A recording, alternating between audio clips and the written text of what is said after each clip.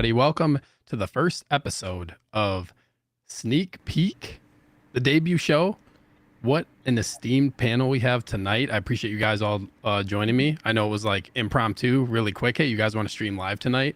I just want to start kind of introducing each of you, and then I just want you to tell me if you have a recent pickup lately. Okay, so we'll start with Collector Joey, my man, always having me on his streams. So happy to have you, bro. What's up? How you doing tonight? Doing good. Glad to be on somebody else's stream for once. It's crazy. It feels different. It's nice having like somebody else host. You know, every once in a while, get a little break. Any recent pickups? Shoot. I just got the Prime 1 Blitzway bust of the 1/3 Joker. This one right here, you can see a little bit better now that it's in focus. That's the bust on it actually right now, and I brought the actual bust to work, like the statue bust to work, so I just have it there chilling because I don't really have any more space for it. It barely fits in the DTOF, but dude, that's dope, bro. Yeah, that's my recent pickup. I did wait like 2 years for it, but that's my recent pickup. Nice, bro. Happy to have you. Yeah. Let's go. Good old Spotchka next, bro. What's up, bro? How you doing? It's good, man. Good to see y'all. Good to see you streaming again with y'all. Yeah, man. Late notice, but fashionably late notice. This is an epic day. Recent pickups for me: Cad Bane and Fennec Shand, both bounty hunters. So, caught up on recent pickups that have been dropped. You did get Fennec. I did get Fennec. Yeah, dude. I found her for a pretty decent price for nice. Like a 4-day shipping. So I was like, pulled the trigger. Nice, dude. Nice. Then we got Austin Nicholas. What is up, dude? Hey, everybody. Steve, happy to be on as always. Yeah, bro. Happy to have you, man. Always happy to talk with you guys. Yeah, so recent pickup. Actually, in hand, the most recent is my dynamic duo, which is like the 66 Batman and Joker. So those are the most recent. Dope. Yeah, I'm excited. I have the 66 Joker as well. I just haven't opened up that one. I was kind of waiting to get these two as well. I think the next figure that's coming in is Cad Bane. That should be. Man, I think it should be any day now. Where'd you get him from? Did you get him from Sideshow? Mm-hmm. Yeah. Did you? Is that the 66 Joker? Is that Mars Toys? Yes. Did you open it yet? No. Like to see if I know that some people are having issues with that figure. So I was there's a bit of QC with the second batch with the vest. Yeah. I don't know yet. I'm gonna find out though. Yeah. So yeah, we're gonna see. Yeah, we'll see. I'll tell you this: even if it does, you know, I'm not too much of a stickler with something like that, unless it's really bad. I mean, maybe I haven't seen some really bad pictures, but none of the ones I've seen have been, I don't think, enough to take it out of me. But like in the end, you know, this is still money we're paying, so I hope it does. Yeah. Well, I think too, like, I know it's not ideal, but I know Kit sent out a thing that said, I don't know if you saw this, but if you pay Kit $10, they'll send you a replacement for those items. You probably saw that. It's not ideal, like asking collectors to have to pay for that. Like, you know what I mean? But if it was me, I'd probably do it. Him as like the retailer, though, it kind of makes sense. Yeah, it makes sense. It does make sense. Yeah. Yeah, I would be fine. Like if my stuff was damaged and a company's making it right and you got to pay $10, it's not ideal, but I probably would do it. But like that's one of those things we all have to weigh out in the very beginning when trying to find a retailer or reseller when purchasing these figures, right? Like let's just use Hot Toys as an example. Third parties are a bit more limited. With Hot Toys, you may pay a little bit more.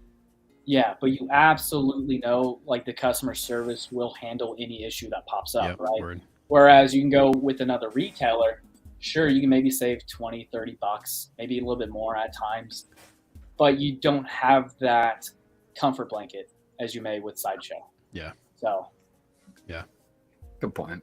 Yeah. Yeah, and I feel like I haven't had the issue of like, you know, if you order it from like maybe if you get it through like another, like somebody who gets their stuff from Sideshow. Like I order a lot from, you know, companies like that where they get obviously their inventory from Sideshow. Like if you have a problem, do you go to them and then they like it bounces back to Sideshow? Like are they going to say, hey, we need a replacement from you to give to our customer? Like I don't even know how that part would work. Yeah, I mean I'm pretty ignorant on that, but in the I haven't end, had enough issues.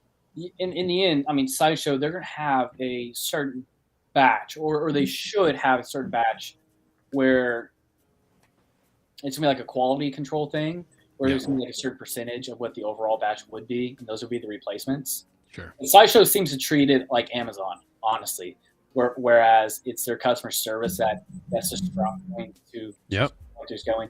But I mean, I say that, but I don't know. They're also the main distributor of Hot Toys in North America. They have the market share. So I don't know.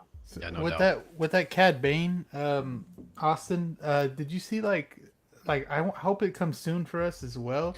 But I looked at it and it said October, or shipping would be like from this month to all the way. It could be till December. So I'm like, don't tell me that. I don't think that. I feel like that's not. I don't know if you look at it, it says it. But I thought that was a big gap to have. But I mean, I know that's not accurate. Yeah, it might not be, but it's not. But I'm also one of those collectors. I mean, as you guys know, I'll get a random package in, and I never know what it is. Oh my God! And I don't advise anybody to be like this. You should absolutely keep track of what's to come, primarily due to invoices and when those will fall and match your budget or payment plan. But you should be able to keep up with it. I don't necessarily do well with that, but I assume, because mine's paid off, I assume since other people started getting theirs, I should be getting mine soon. But yeah, I hope so too. I paid it off like right before it got announced. So I mean released. So yeah, dope. Hopefully, dude. We're all getting that figure. That was one of the ones we talked about. We're all copping Cad Bane. Yeah, this was the only one so far. The only one that we've all said that we're gonna get. Yo, I have a question for y'all about that figure before we get into this. Yeah. Do you guys honestly? I know none of us have it in hand yet. I think mine will probably arrive sometime next week. Timpson's usually good about that. The answer is yes. Is it a top 5 figure for y'all in Star Wars? The Star Wars line, not just the Book of Boba Fett line, but just overall in general. Is it top 5, top 3? Kind of have to have it in hand for that first, but I feel like it's going to be though. I really do. I have a lot of hope in that. Yeah, it's hard to say. Like I want it in hand probably before making that call. But from the looks of it, like it could be. Pop the shirt, level. Steve. I just noticed. Is it my speeder bike shirt? My speeder bike club.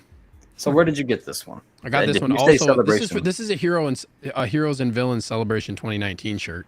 Yep. I got a lot of celebration shirts. I got probably 10 shirts. I caught a couple out of like the t-shirt cannon too. Like John Boyega shot a t-shirt at me and I caught it. So that's cool. Yeah. That's cool. I got like a come winter time I'll wear a beanie, like my Star Wars show beanie that I caught out of a t-shirt cannon thing too. But hey, Steve, I don't mean to cut you off, but Hot Toys Bounty Hunter put in a comment and I think he's about to leave. So he's about to head out of here. Yeah. What is good, everyone? Just stopping by to see what's up. Have an amazing stream. Hopefully I can catch. Yeah, I appreciate it. Thanks, Austin, for catching that one. Hot Toys Bounty Hunter, I appreciate you. Love that for tuning in again. Yeah, dude, that's dope. I like the name too. Like the name. That's really cool. Yeah. Unique name. I think is that a new collector? I don't think I've seen his name. I saw he was in the collector tour yesterday. Just nice. Yeah. I was about to say I think I saw him in the chat last night. Yep. First time for me seeing him as well. But appreciate you being here. Yeah, catch that replay. It should be a good one. We go off on tangents. We like to go off on tangents, talk about random stuff. That's kind of what we do, but it makes for fun conversation. Yeah. I think that goes to show the actual real life relationship that like we do have. Yeah. Where we are going to have these like organic conversations and not just, hey, what do you guys think about this? Yeah, that gets kind of boring too, right? That's like, good. Okay, next question. Word. Yeah. 100%, dude. 100%. Cage is in the house. While you're waiting, hit that like button. Yeah, he said this before we started, but yeah, Cage, my dude. Yeah, he's good. Here. He's good about being active in your chat. He's one of my he's one of my best friends. So like, yeah, he's a good supporter of me, and just like, I love that dude. Peyton's here. Too. Hello, everyone. Yeah, Cage. Yeah. What's up, Peyton? What's up, Peyton? Myra's here. Fire panel. Yes. I was replying in the chat, so I was looking at my phone. It's all good. Ariel's here as well. What's up, everyone? Good to see you. Good to see you as well. Tyria's here. Hi, you beautiful panel. I agree. Good to see you. Yeah. Joey, I don't know if y'all saw my post, but I posted a video of me and him in London together. Oh, nice. Yeah, I did see that. I saw that. Yeah, dude. I was scoring on Austin. Yeah, that's so cool, man. So cool. Oh man, that's actually one of my highlights in that trip for multiple reasons. Dope. For one, how amazing Dennis is, like being in our chats and everybody's chats and just being such a gem. Yeah, dude, I love it. But like the other thing is like at Celebration in London, dude, no Wi-Fi. Like that's wild. I don't know. I don't know. It was like something that slipped through the cracks when setting up the events, or the amount of people, which I don't think it'd be the amount of people because they should know the amount going with the ticket sales. Yeah, that's interesting.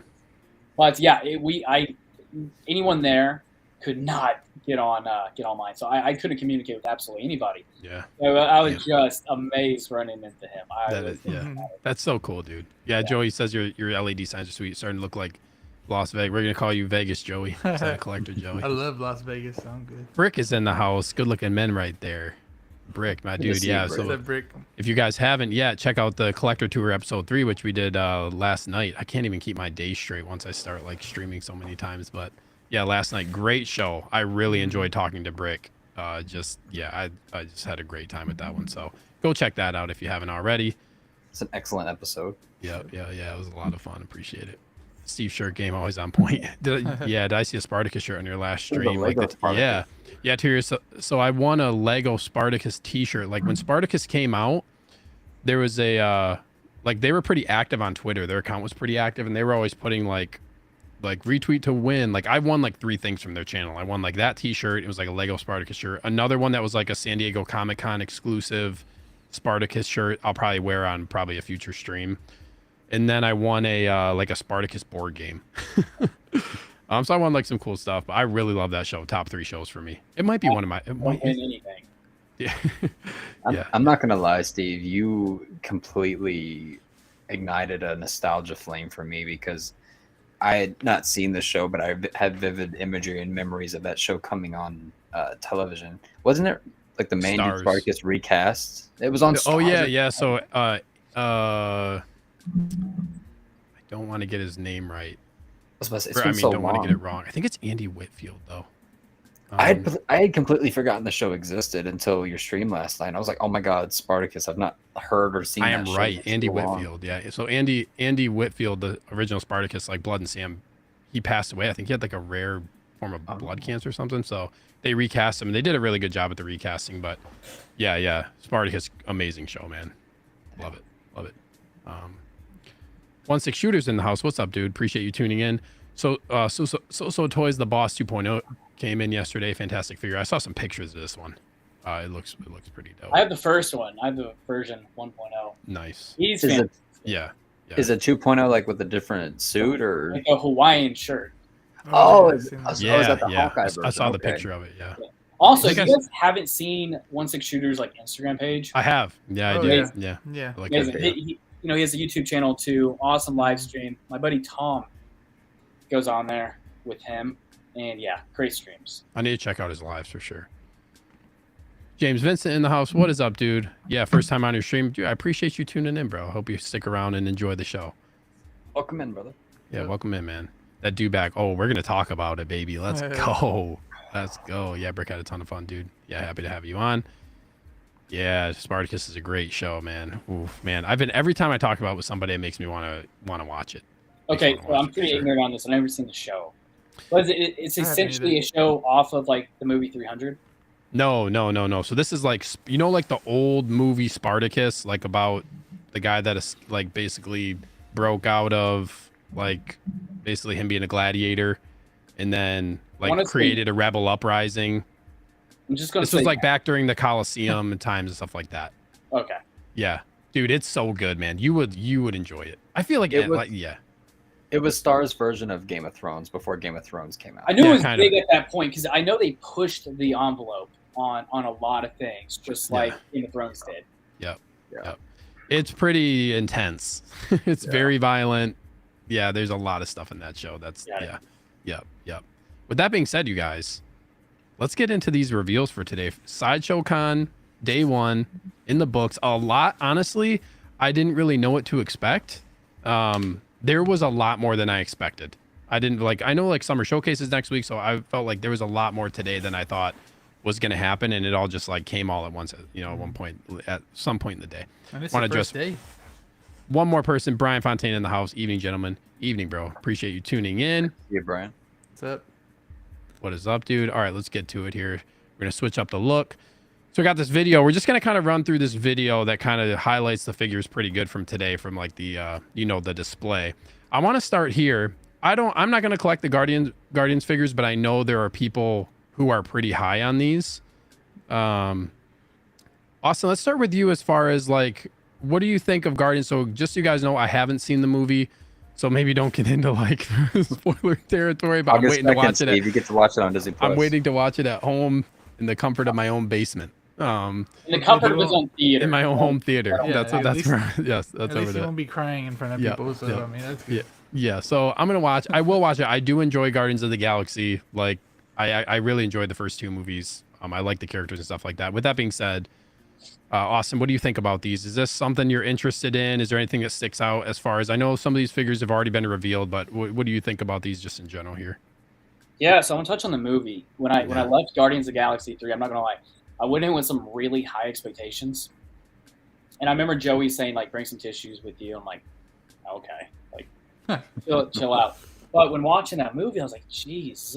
And I was like, with James Gunn leaving, the ending of this trilogy, there's a lot of characters. I just wasn't too certain how they're going to give them all enough time to close certain arcs for each of them, and then like the villain, I just didn't know how it was going to feel. Left, amazing. I definitely understand why Joey said the tissue. Mm-hmm. It hits hard on the emotions, and I think that's something MCU has lacked heavily. Like Love and Thunder, any single serious moment was abruptly ruined with a silly joke, but Guardians of the Galaxy 3, they really let you like simmer in some really sad moments. So when I left, I think I jumped on a live stream with Joey after, and I said, like, this is a pretty definite possibility of me actually collecting this line. Fed into the hype a little bit. I have an adequate amount of space in my room, but also have an adequate amount of figures taking up that space. So I have to be a bit more specific on what I choose going forward. And all that rambling to say, no, I'm not going to get these. They look amazing, honestly, and they do represent such a great freaking movie. Yeah. And they also represent, James Gunn's last movie with Disney or the MCU. But no, I won't be getting it. Yeah, it'd be hard for me to get these. With that being said, like with all of them wearing the same suit, it's I would have to really, really love something for it to be all the same kind of outfits and stuff like that. But Austin, yeah, go ahead, Austin, if you have another thought on this. Like, even just like objectively, like trying to figure out the total amount spent on this team, would that price warrant me missing out on a grail or two of other pieces? So I really kind of got to weigh that out as well. Yeah. That's something I've been doing a lot lately, and it's really fun with me. Granted, I know I should have been doing that a long time ago, but you buy some things, you like them, and then you kind of maybe regret it, or at least me. That's kind of been my journey as a collector. Yeah, no doubt. Yeah, I'd rather that money just goes towards something else, and those something else we're probably going to see later on in this live stream. Yeah. Joey, what are your thoughts on this one, man? Are you getting any of these figures at all? At first, when I got out the movie, and maybe a couple weeks after the movie, I was like, yeah, I'm copping this for sure. This for sure.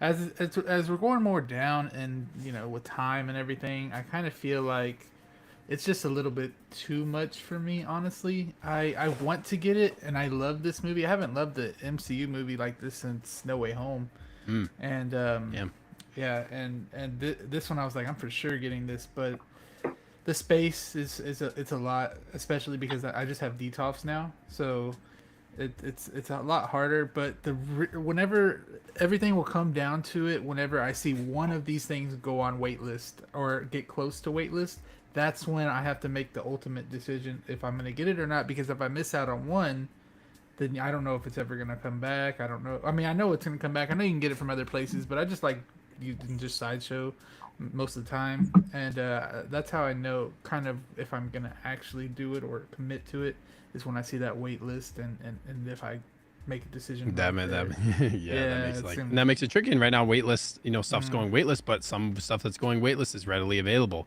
Yeah. So you got to try not to get it like buy into the hype, right? That's another like tricky part of it. And that's that FOMO. Yeah, you don't want that. I know, right? Yeah, powerful thing. What's her name? Mantis. She looks a little pale right there, doesn't she? She looks a I think little. It's just the lighting. Is it the Because lighting? I was supposed to say the blogger photos look pretty. Yeah. Might be able to get like a little closer up on. She looks. Let me see if I can. Is she on there? Let me see if I can get. Is it the lighting? Look at her, like right there too. Look, you can see. Hold on, I think there's a closer picture. Right here. Look at that. I think probably some of it's like the lighting, but I think that looks pretty. Like I think that looks pretty good. Yeah. I can't even say her last name, but I was about to say she's a pretty pale actress. So. Okay. Yeah. Sorry, I just wanted to see. Real quick, Danny, before I get to you, I just want to address a couple people in the chat real quick. Daniel Brancado's here. Appreciate you tuning in, bro. A bit late. Don't worry about it, man. It's gonna be probably a somewhat of a long show, so I appreciate you tuning in regardless. Yeah, Brian said Dewback's the most hype I've seen in Scavenger community group page. Very interesting, man. We're gonna talk about this one a little bit. Jimmy, what's up, Jimmy? Appreciate you coming on here. Jimmy. You don't have to buy all of them, yeah. And then it's tough. It's tough when you get a team like this, not having to buy all of them unless you have like a favorite character of all of these. It's just easier for me because I'm just not gonna pick any of these up. But Mark Attack is here. What is up, bro? Congratulations on the live stream Sideshow dub win today. I think he won a Clone Wars figure, yeah. I forget exactly what figure it was. Want to give away, but Sideshow won't ship outside of the US. Oh, I didn't see that. That is a bummer. Hey, you could just put my address. Reach out. We can get you one of our addresses. Yeah, that's kind of a bummer that they won't do outside the US. Spamming the hashtag apparently works for giveaways. See, I thought they said that it doesn't. I don't know. I saw you doing that, Mark. I saw you doing that. And I was like, does this crap work? I swear, if he wins, I'm doing this the next time. Yeah. Yeah. Oh, yeah. He said he gave it to Riley. That's dope. Yeah. Nice. That's cool. So maybe he'll end up getting the figure here. But yeah. That's kind of very generous of you, brother. Yeah. But Danny, let's get to you, bro. What are your thoughts on this?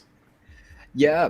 Before I give my thoughts on the figures, I think that this is maybe not the time for these figures. Like this, the film is amazing, as my brothers here have said finally, but the MCU, as we all know, has been kind of underneath this like almost fatigue with the audience and fans for the last 2 or 3 years given. So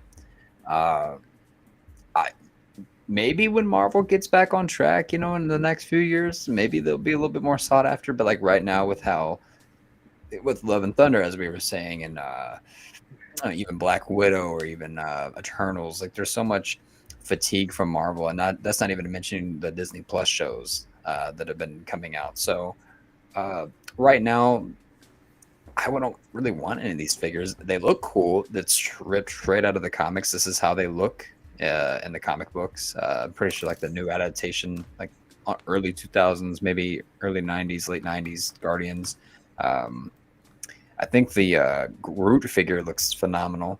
And for everybody who's been asking for a Drax for the last almost 10 years, there you go. I know it's not a shirtless Drax, and he may have like a little bit of articulation limitation, looks like. But hey, man, Drax. This is going to be the last Drax you get. Because maybe an Infinity War 10-year thing. That's a good point. This could be maybe potentially the last one for at least a while, right? Yeah, because Infinity War won't get to its 10th year anniversary until what, like another 5-6 years from now. So you're looking at another 7-8 years out before you get another Drax. So if you want a Drax, this is definitely the one I'd go with. Cosmo looks really cute. I like Cosmo. That the team altogether looks really sick. But again, that's a big purchase. I wish that Hot Toys would kind of go back to their old roots and maybe give some of these in 2-packs.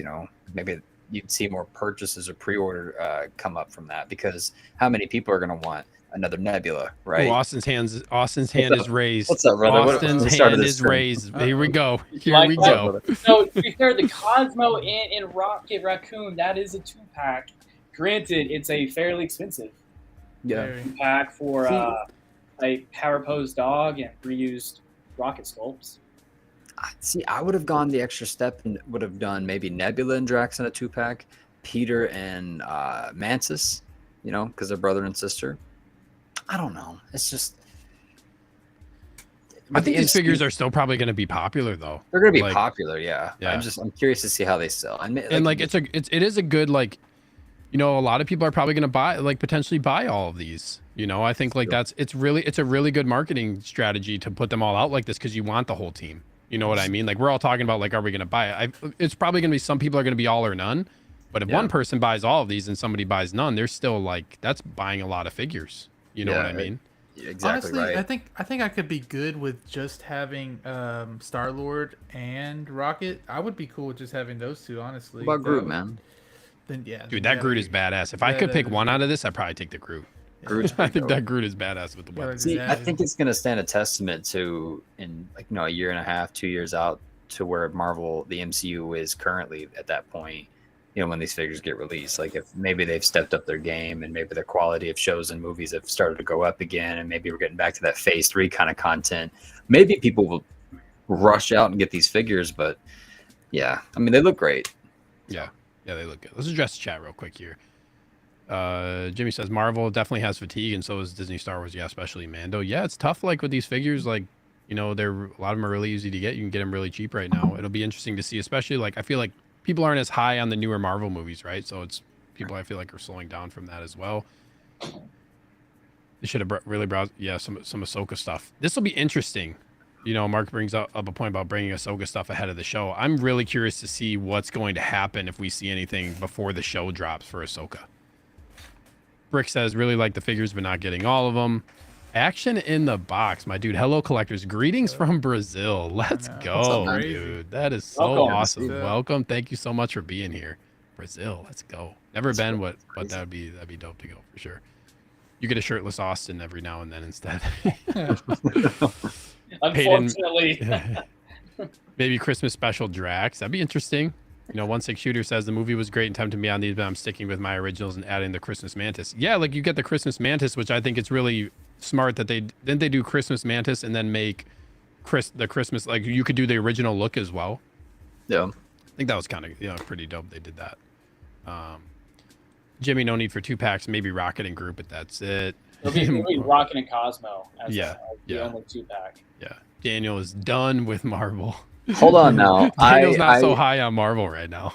Look, I love Marvel, okay, ever since I was a kid, but I'm holding out hope right now. I'm gonna watch Secret Invasion after the stream tonight, okay? I'm still watching at 2:00 in the morning, okay? I'm not giving up yet. What's really gonna set my opinion, and I've had this in my head since 2019, since it's been announced, right?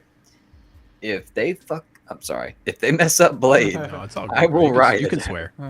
I love swearing. If they fuck up Blade, right? First of all, I'm gonna go a little tangent here, okay? I promise it won't be long. Oh man, they announced this figure. They announced this movie in 2019. Okay, Mahershala Ali at the time had just won an Oscar, and he had approached Kevin Feige, and he was like, "Look, man, I want to play Blade. Let's make it happen." He said, "Dope, let's make it happen." Announced it literally a month later, a month less at Comic-Con. 4 years have passed by, and nothing, man. And Not it's pushed out with no release date yet. And they've had issues. They've had issues, right? With. I feel like they've had issues with directing and stuff like that. Am I right? They've hired two different directors that have either walked away or been fired. They've written a script that apparently was so bad that it only featured 2 action sequences. Yeah, that I remember. A 90-minute movie. That I remember. PG-13. PG-13. Honestly.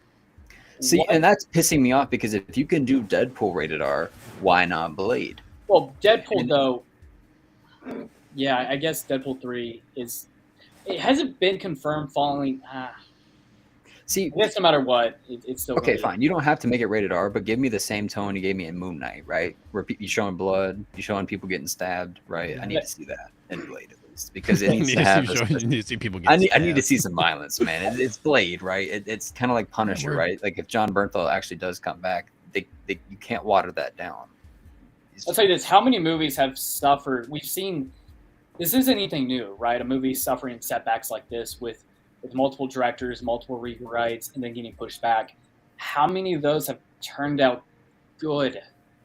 That's true. So, and that's what's making me nervous. On my head. That's my final straw. And on top of that, Mahershala is getting annoyed. I've followed 3C Films. If you guys watch Chris, and on one of his streams, he was talking about how Mahershala at this point, he's just kind of fed up. Like it's been, like I said, 4 years. He's like, man, it's a lot of time. Yeah, it's a lot of time. In limbo. That, he's getting movie offers and he's having to put them down because of Blade. So, well, also Blade is. This is a pretty standout character where when people think of Blade, you think of Wesley Snipes. Right. You think of one of the greatest sequels of all time, Blade 2. You know? Yeah. That's a hard follow-up, let alone with all the other issues they've been having. So...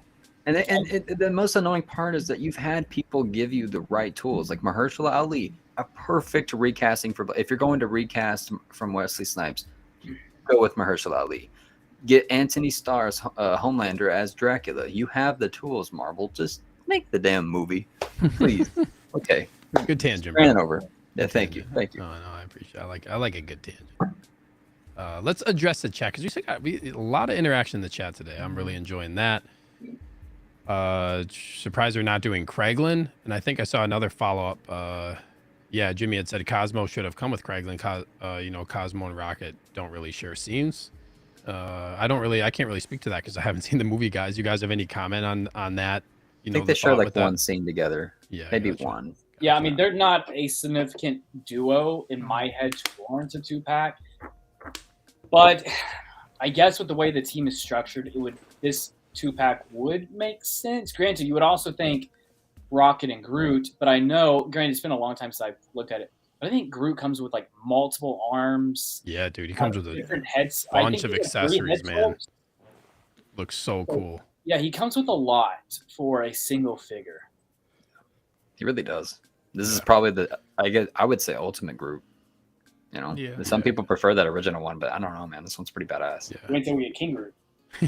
Late Bloomer is here. What's cracking, folks? What is up, Late Bloomer? Appreciate you tuning in. Yomo's also here. Thanks for being here, brother.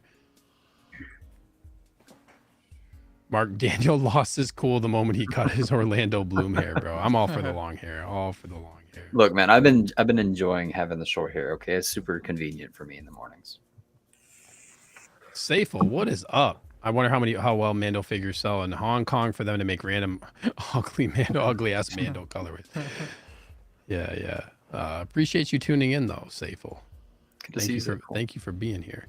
Let's move on. A little bit longer, and you'll hear some of our thoughts on that. Yeah. Let's move on. You guys ready to move on? I want to get to this. This Loki on the throne, which is kind of like unexpected. I feel like too. I feel like there were a lot of things. Like I kind of said to preface the stream was like I felt like there was a lot of unexpected stuff. I didn't expect them really to come out with some of this stuff. But let's go. Let's start with Daniel on this one. What do you think, brother? Right. Man, so as I was saying backstage before the stream, I believe this is a Thor: The Dark World adaptation of Loki. So I'm going to run with that. For a film that's not appreciated by, I don't think, very many Marvel fans, this is a great looking figure, man. Just like Austin was saying backstage, man, I'm a sucker for anything that has a throne. They've released a lot of Lokis in the last few years, and the question, of course, comes up: is this the new Ultimate Loki? And if you had the room, I would say yeah, because it honestly kind of just looks very similar to the Avengers 1 Loki. I would say if you can, maybe wait it out and buy the throne separately, because that's going to happen on third sellers and eBay and whatnot. Macari, people are going to sell this throne. The throne itself, I think, is gorgeous. Looks badass, man. Right, man. I love the Asgardian, looks like engravings on the side of it. Yeah, man. This is, I don't know what looks better, this or the Boba Fett throne. These are both looking fantastic, man. I absolutely love that. Yeah, for sure. Yeah, I would definitely snag this if I had a Marvel collection going at the moment. Yeah. Joey, what are your thoughts on this one, bro? I think this one's probably one of the biggest highlights for me out of everything that kind of got announced or whatever today, revealed. I think that the throne looks amazing. I love it. It's just my main problem is are they actually gonna do this? I don't know if Hot Toys is going to actually come out with those big projects that they do. They teased us last year. I believe it was the same thing with the diorama Mandalorian bait. Remember that they had like the diorama Mandalorian like doorway from the first season. Yep. And shoot, we never seen that. But we did see a throne though. I will say that we did see a throne, but this one looks a lot more detailed. This one looks just insane. But like it's gold. I like this a lot, and especially because you don't get the helmet hair Loki as well. I think that's pretty cool too. It just looks. I would like to see all the accessories this guy comes with. Probably isn't a lot because of the throne. The throne's probably what they're throwing all the money in, besides the accessories. But overall, I think it looks really good. Yeah, nice. Yeah. Awesome. What about you, bro? Hold on, I had a question for Joey. Oh, I'm sorry, I didn't see your hand. I didn't see your hand up, Dan. I'm sorry. You're good. You're good. Because you mentioned the hat hair. So, like, Joey, if you were to pick this up, would you like head swap this for like the one with the horns? Because I think this would look badass. With it would look. That's what I'm saying. I hope we could see the accessories because maybe it comes with that. Like maybe they're gonna add that. I don't know. Yeah, what are they gonna do accessories wise? Interesting. Because I don't remember the ending of the movie. I don't think he had the helmet on, but I could be wrong. Well, I don't have the other Loki, so it'd be awesome with this. Buying, and granted, you'd have to do a lot of these separate unless you actually have these accessories laying around.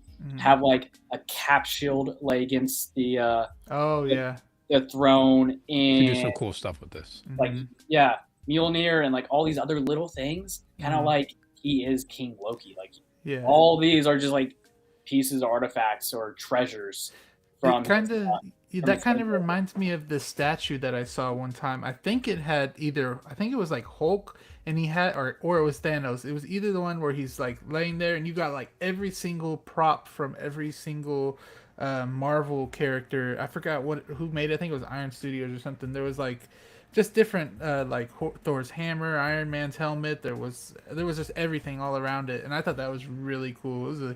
It was a huge piece though. But you can do the same thing with this. It looks like it kind of to me. And what I was saying earlier with the helmet hair and having the accessory as like a helmet, maybe you couldn't put it on, but maybe you could have it like under his hand a little bit, like where he's holding it kind of in his lap or something like that as an accessory, but you can't put it on him. I guess you're right, Daniel. You would probably kind of have to switch it out with the other one if you have that. But then if you have that other one, it would kind of be annoying to buy this one again. So, see, I think that this would look better with like a President Loki or Classic Loki that they just released. Yeah. So you could switch it out. Yeah, if you're a big Loki guy, you're probably going to be doing that, and you probably have a lot of Loki. It's interesting because people were taking, the President Loki head sculpt and wanted to put it on their other Loki, and then they come out and show this, which is very, very similar to that in my mind. You know what I mean? Yeah, like this looks just like that.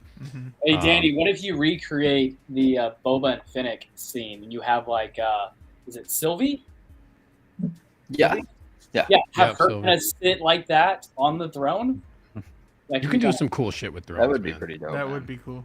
Yeah. Austin, you have any other thoughts on this one? I'm sorry, Danny. Yeah. Oh, so. For me, like I said, I'm being a bit more particular in my collecting going forward, only because I have a lot on pre-order. I have a lot still to unbox. So there will be a time where I'm going to have to retire some figures in this collection. Now, I would absolutely get rid of a few figures so I can have the space for this. I'm a big fan of Loki. Also, this diorama, that throne is just it's beautiful. So yes, this would be a. Are we saying cop? I'm going to say cop. This would be a cop. You're gonna have to do it again. Yeah. If you come on copper, Thrones are Joey's lawyers comes in and it's like, yeah, we'd like to have a word with you. Yeah. Cease and desist sent my way. I think I saw a comment here like Mark said that smile suits him, like for sure. This is a great look for Loki in my mind. I think it looks really cool. Thrones are just, man, I'm like becoming more and more of a sucker for like these diorama throne, like Boba with throne. Pennywise. Yeah, dude. Jones. That Pennywise is so awesome, dude. With the base, like but the issue is space. The issue is space. Yeah. You know what I mean? That's like where. That's why I said I would have to get rid of 3 or 4 figures. Yeah. Just for it to make sense space wise. Yeah. Which I'd be happy to do. curious, Joey, now that you mentioned Amanda's face, she looks like the woman from The Grudge in this lighting. Oh my god. Yeah, Peyton says this is interesting. Like this could kill the Endgame Loki on the market. It's like, yeah, what would happen with Endgame Loki? Kind of an interesting, interesting thought there. Yeah, I action think in the people box. were already Sorry, go annoyed ahead. with that. Yeah. A figure plus a diorama 300% better, dude. Dioramas True. are just so awesome. I wish they would do more. Yomo says this looks awesome, but I just hate all the pleather. Yeah, I feel like that's a concern, right? All this pleather stuff. For sure, a concern later in the future. Yeah. Could be Hopefully you real can leather, you enjoy. never Hopefully know. you can enjoy it. Yeah. If you live in a dry area, you should be fine. Get a dehumidifier and climate control where you're keeping them, and don't put them in direct sunlight. Yeah. Kate says, if you're having a good time, hit that like button. Yes, please hit that like button. More good content and discussion to come. Yes, sir. You guys think there's any hope for getting a young indie? You guys anybody want to address this real quick? I would say yes. Yeah. I think there's a very, very high hope that happens. Steve, I think you're the one who sold me on this. So young indies happening. I'm Old not indie, that kind of- like I said, can I let me just finish my thought real quick, Danny? I was just saying, like, old indies, they're gonna Dial of Destiny just came out. From a marketing business perspective, is how I like to think when it comes to Hot Toys. Is they're gonna release the old indie now, get people on that, and then once that kind of dries out, people buying that, there will come a time where a young indie is gonna get announced. But they're gonna want to. Imagine if they would have said, "Hey, we're gonna sell." I know there's like a young CGI indie or whatever, like a de-aged. Imagine if they came out with both. Who are people picking? Who are the majority of people going to be picking up? The young. That's a good point. So that's what I'll say about that. As far as like I think it's going to come. It's just going to be after the hype from Dial of Destiny dies down and people buy this old indie.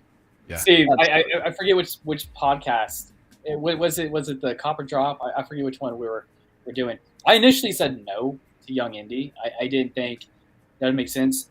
Then I'm pretty sure you almost verbatim you said this. And I was The like, same thing. I was like, man, this guy's right. But also, you also mentioned like there's like a 25 minute flashback scene of a younger Harrison Ford as Indiana Jones in the movie. So they're gonna come out with one. Was that movie good? Was it good? I haven't seen it. We haven't seen it. I know. This is what I'm waiting for Disney Plus. Oh, okay. Yeah, my friend watched it. He said it wasn't that good, so I was just wondering. Yeah. I mean, I would say like because it has been a box office bomb. Just as a collector standpoint, my favorite indie movie is Temple of Doom, and I think collectors would much rather have a young indie from that film. With the ripped shirt, with the machete. I think that'd be cooler. Yeah, I think it would be great. Like, would people have wanted a young indie? Like I said, releasing this movie, a young indie. Of course they would, but Hot Toys plays the marketing game when it comes to stuff that's coming out. All these Guardians figures we just talked about, movie just came out. They're playing off what the market's doing.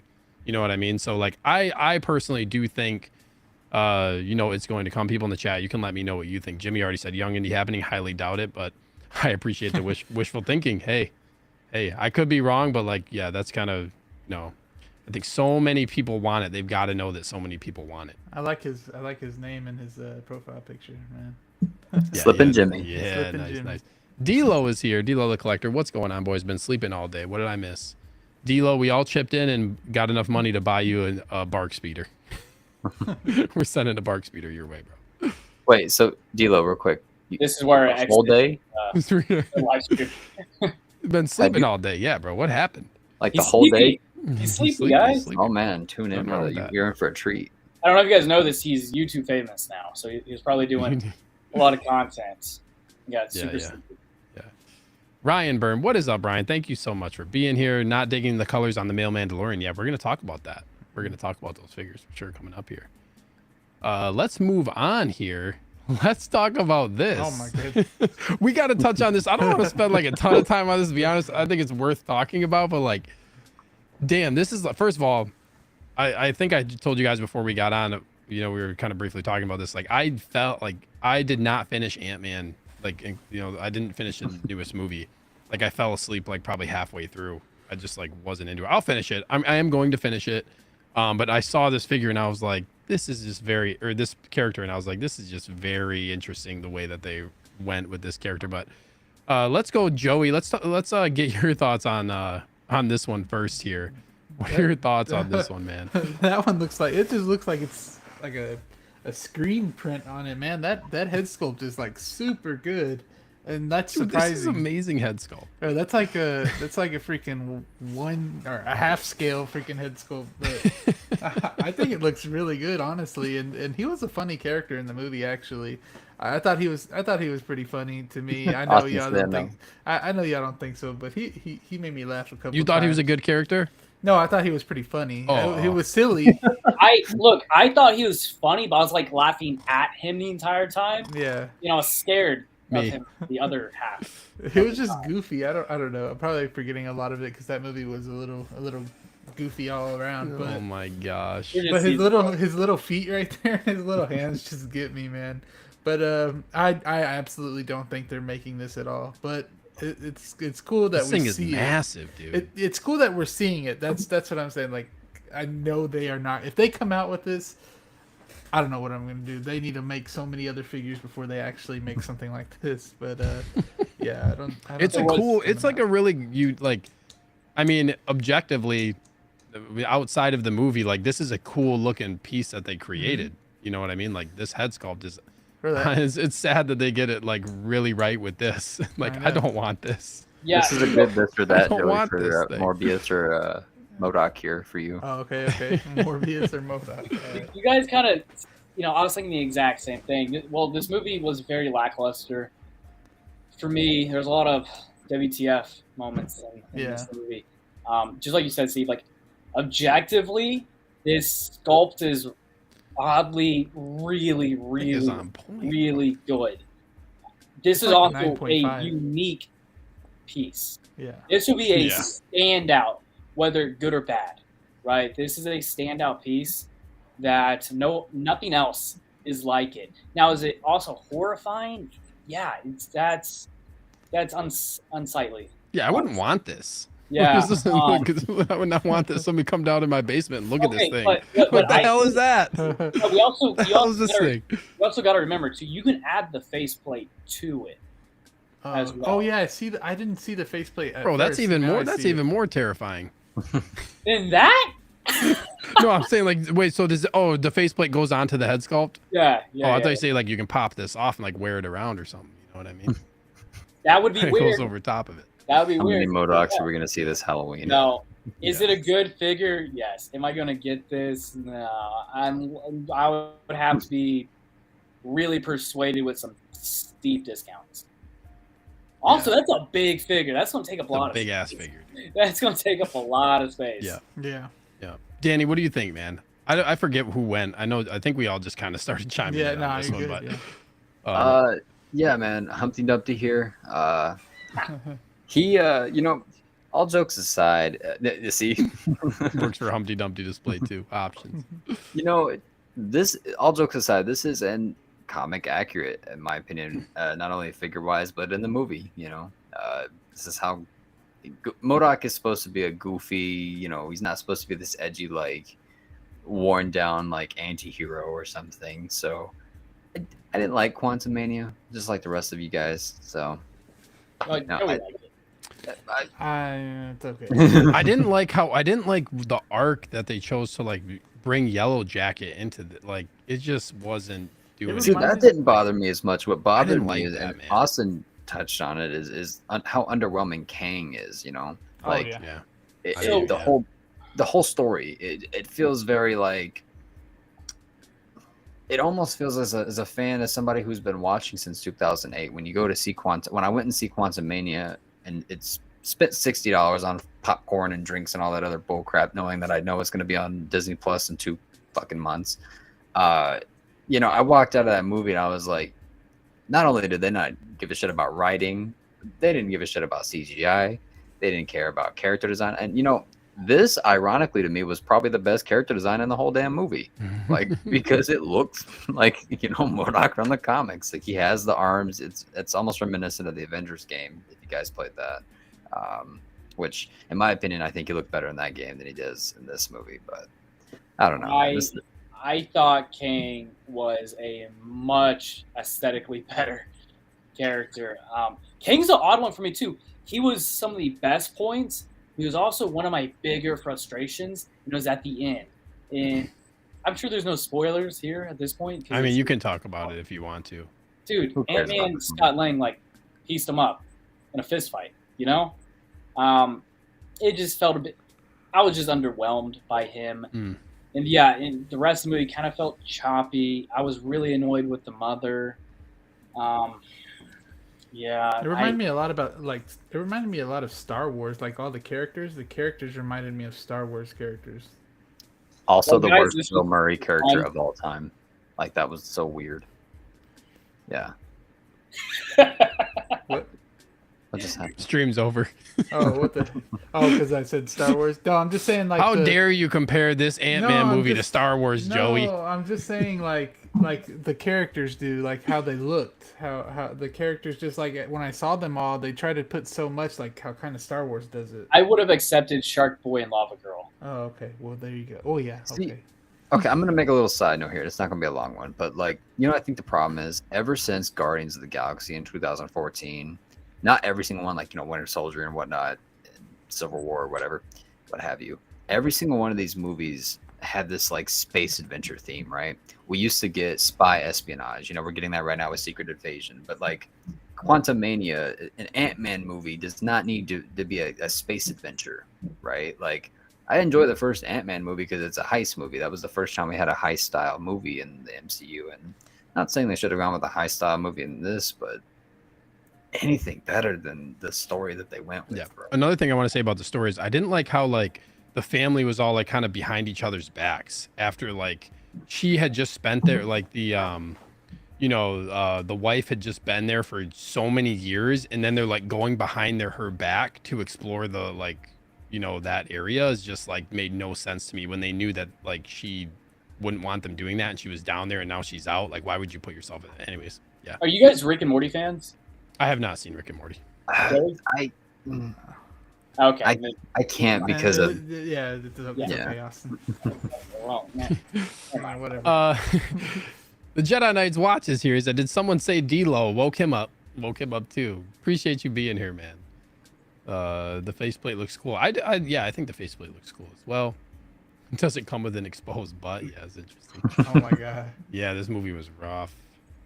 D-Lo said, I always rest up the day before, sleep the entire day before Wolfpack Wednesday. 9:30 p.m. Eastern over on the Jedi Knights Watch channel tomorrow. Great. One of my favorites to watch. I'll be tuning in tomorrow for sure. Rip MODOK the Avenger. See, Myra agrees with me. Myra says, I second Joey. Yeah. Mark says, Joey, take that back. Nah, I got Myra agreed. Someone agreed with me. Peyton says, I might get this figure if it's announced. Yeah. And then Action in the Box says this figure is very weird. This is a very just like, yeah. This is going to be an interesting conversation starter for this. So Peyton, so you said you might get this figure. Let us know in the chat. Are you getting this figure because you really like the movie, you like the character, or because this is such a unique piece? Yeah. So I feel like any one of those three options is like, I think is perfectly acceptable. Which, granted, you can collect anything you want. I'm just curious the reasoning. Look at how massive this thing is. I was about to say, man, that's a big boy. This thing is, yeah. I mean, it is cool looking. Objectively, I think it's cool looking and it's unique, but like, yeah, not for me. This is a top tier Hot Toys release, man. Yeah, top tier. Yeah, Peyton says, yeah, I like the character. Fair enough. Danny, are you saying top tier as in this is a grail piece? Is that what you're throwing out there? Dude, give me like 40 of these. Let's just all replace our figures with MODOK figures, man. MODOK and Morbius's, man. Oh man. Okay, Morbius is a pretty dope figure as well. See, I think this is a dope figure too. This is a relatively good looking figure, but like a WTF character, you know? Like, see, I would have rather seen him in like Thunderbolts or some shit, you know, not Ant-Man. Mark makes a good point, like how do collectors who are trying to stay away from the weird stigma justify MODOK? Like, if you don't want like these types of characters, you don't want these types of characters in your collection. Like, I don't want any weirdos in there, but like you buy this giant ass MODOK figure and put it in your collection. He doesn't look like a doll. No, he's a cool like this. I will say like, I know I said like I wouldn't really want somebody coming down in like my collection area and seeing this and be like, what the hell is that? But at the same time, this is a conversation starter piece. You know what I mean? I feel like They're like, yeah, Steve, I want to get out of this basement. Yeah. Could you imagine good collectors like me who have their displays right in front of their bed, but like if you get this and it's like a centerpiece, so like when you go to bed at night, all you have is like a MODOK staring you directly in the eyes. Yeah. I got, well, granted, I don't sleep in this room, so never mind. I got Chucky, I got Annabelle, I got Jigsaw, or Billy the Puppet. Yeah. He's scarier. Billy the Puppet. Here we go. Here we go. Here we go. I'm trying to pull up a good picture of these Star Wars ones here. This is a pretty decent. It doesn't show everything, but we got like a couple different reveals here for Star Wars. Let's talk about these ones here. Let's go Danny first on this one, and we'll talk about. I know we got like a couple of these here we got these new like Mandalorian covert male and female, right? We got an updated version of the Armorer. We got R5D4, which is interesting because isn't he part of the Pit Droid set that's coming out? Yeah, I'm confused. I don't know why he's here solo, but yeah. So let's maybe start. Let's talk about first like the Mandalorian. Let's talk about the covert figures. You can kind of just combine the two. Just give me your thoughts on these two here. Yeah, man. Well, initially upon watching the trailer for Mando Season 3, I, much like a lot of other collectors, was hyped for them to release these. I was like, man, this is going to look sick in the display. A Mandalorian, like, just squad in your entire, like, you can have Jango Fett and you got Mando and you got Boba Fett, but, like, having Bo-Katan, Casca Reeves, and Axe Woves, and then these coverts, like, and not to mention Pre-Vizsla and Armor, it was about to go hard in the displays, right? And then Season 3 came out, and then we don't even know the damn name. Not only that, I think they had like maybe one or two action scenes in the whole season. So it's like, it almost felt like they were just adding Mandalorians for the sake of like, selling toys. Like here we are right here. So I like the flags behind them. I think those are really sick. I think those are going to look really cool in the display. I think those will look cool with like Boba Fett's throne. Right, yeah, dude. Like imagine putting those next to Boba Fett's throne or. Yeah, I think anytime. Yeah, the banners are. I like those types of accessories that you can add into other areas and like make your stuff cooler for sure. Yeah. I like the colors on them. I think like as far as like Mandalorian designs, they look cool. Will I add them? Probably not. I would have to get these probably for like dirt cheap to want to add them, just because of the design and for the banners alone. I would say, and the blasters are dope. Looks like almost like a E11 or something. I don't know. It's kind of hard to tell. I remember when these. Go ahead, Austin. I was saying, you said dirt cheap. Can you put it in amount? You mean? Yeah. What's it worth to you to get these? $100. Yeah, Joey, probably about 100, 150, maybe underneath $200 each. If someone sold me two of them, or both of them for like a deal, maybe 350, 400, I'd do that, but no more. Yeah. These I remember you made a point about how like when Mandalorian the trailer dropped, like everyone was like cha-ching for Hot Toys basically because they were just lining up Mandos of all different colors and stuff like this. It's interesting like to see what exact like how they settled on the exact color for these, you know what I mean? Because there were so many unique like designs, but I think they look good when it comes to like that they're Mandalorian covert figures. You know what I mean? think that they should have gone with the Skinny Pete Mandalorian. I think like the Ravager looking guy, like he was dope. I loved his like almost like junkyard looking Mandalorian outfit. That would have been sick in the display, but these work. It'll be interesting to see if they do any more. Austin, what are your thoughts on these, man? The Rando Mandos. The Rando Mandos. Yeah, it's a no. It's a no for me. It's just not enough. I mean, at this point, I'm gonna want either some main characters or established characters, or actually like beloved droids, or like troopers, of course.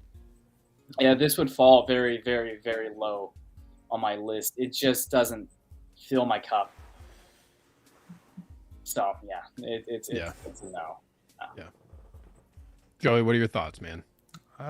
Probably with everybody else. It's just I feel like these aren't even gonna like if Hot Toys is watching all these streams and stuff like that, and they see all our reactions, these are gonna be one of those ones that they put out. I guess what do they call it? The graveyard of I guess reveals graveyard. I forgot what they call it, but It's just ones that you see at cons never come out. That's where these are gonna stay, honestly, in my opinion. Oh, you don't think they're gonna come out? I don't think they're gonna come out. If they're watching all these lives and stuff, or if they get some feedback from their all this, they're gonna. I don't think these two are coming out, honestly. I think you're right, Joey. I think they've got to have some kind of PR team like watching some of these streams, at least like Justin and Jetta, trying to get some feedback, looking at comments of maybe like some of our different channels and seeing what people are liking and what not liking. Because that Spider-Verse, the Spider-Man 2099 was a big example of that. So yeah, I would say these are good looking figures though. I don't think we're at that level of like, I don't think people are gonna dislike these to that level. I think they look good. But yeah, but you gotta remember that the General Kenobi was in that graveyard for the longest, and he's not now, baby. He's not now. But imagine like these don't even go up to that standard of General Kenobi. So but like, also, can I say something real quick about that? He was in there for a long time, but look what they did is they put him out with the Clone Wars line. Yeah, you know what I mean, when they've been putting out clones and stuff like that. So I think some of it too is like the right time to release these. You know what I mean? Yeah, that just probably plays a role in it. None of them really played like a very big role either into this as well. So that's why I'm really skeptical about them actually coming out with them. Honestly, I'll give my kind of brief thoughts on these ones. I think these look good. I would pick these up. I think these are like, I'm kind of opposite of you, Joey, in that I think these are coming. I think these are for sure. Yeah, I do think they're coming. I think too. Oh, you want to put a bet on it? You want to do a pizza bet? You want to do a pizza bet? Well, I guess how long of the time frame are we talking about? 5 years. 5 years. No. We'll just see. I think they're coming, and I think Hot Toys is also going to be smarter about how many they're producing at this point. I could see this being a lower produced figure. Like they're going to be more selective about the figures they're producing. I could see this one being, okay, we're going to release it. They know people are going to buy it. Like there are people who love Mandalorian figures, that are going to buy these, myself probably included. I would pick these up. I think like you put these next to the armor. We'll talk about the armor in a second, but like I think these, like when you're building, especially if you're high on Mando, like I'm really high on the show. I really enjoy the show. So for me, I would like, also the armor, like even the 1.0 armor, we're going to talk about like this one that they're showing, but the armor needs something. And I feel like these two figures would complement the armor very well in a display. I think that would look pretty cool for me. Yeah. With that being said, yeah, I could see why, people don't, necessarily want to pick these ones up. Hot Toys for sure watching my streams. Thanks, Austin. Mark says, yeah, these are going to be low runs, no bargain bins anymore. Yeah, I don't like, it's going to be interesting to see, like you saw all the sales, like how are they going to navigate that? Yeah, they're coming out, but very, you're saying very low production. Yeah, he thinks they're 100% coming. Likes these designs more than Axe and Casca. That's an interesting point too. Peyton says the R5 looks cleaner than the Book of Boba version. Yeah, we'll talk about that one too. But now, are these ones that you would think that would come out, like people will buy multiples of? You think people will buy multiples? No, because they're too unique. Now, I will say, switch out some helmets.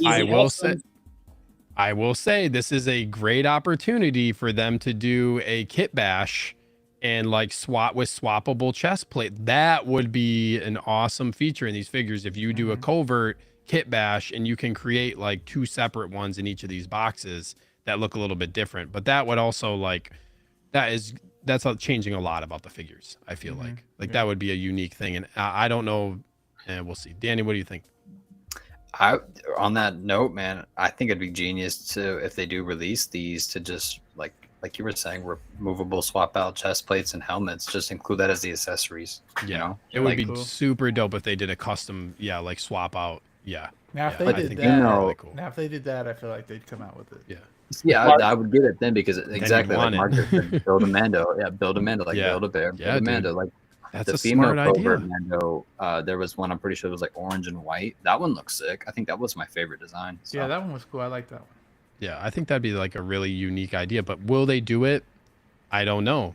Austin's shaking his head, because I think like we've all been talking about, people have been, dying off the Mando line, and a lot of people are not as high on the Mando line. Like Mando was really, really hot. They released a bunch of figures, and nearly all those figures, if not all of them, you can get them below retail right now. Some of them Book of like Boba Fett line is substantially. coming out, man. Yeah. So we'll see. Anybody else have, or you guys have any other thoughts on that one? No, not really. Yeah. Let's talk about this armor. This like, I don't know if I have a great, you know what, here, let me see if I can switch this over here real quick. Because I think I pulled it. I pulled this up here. There it is. This is a little bit of a better picture. Yeah, this is a better picture. Wow.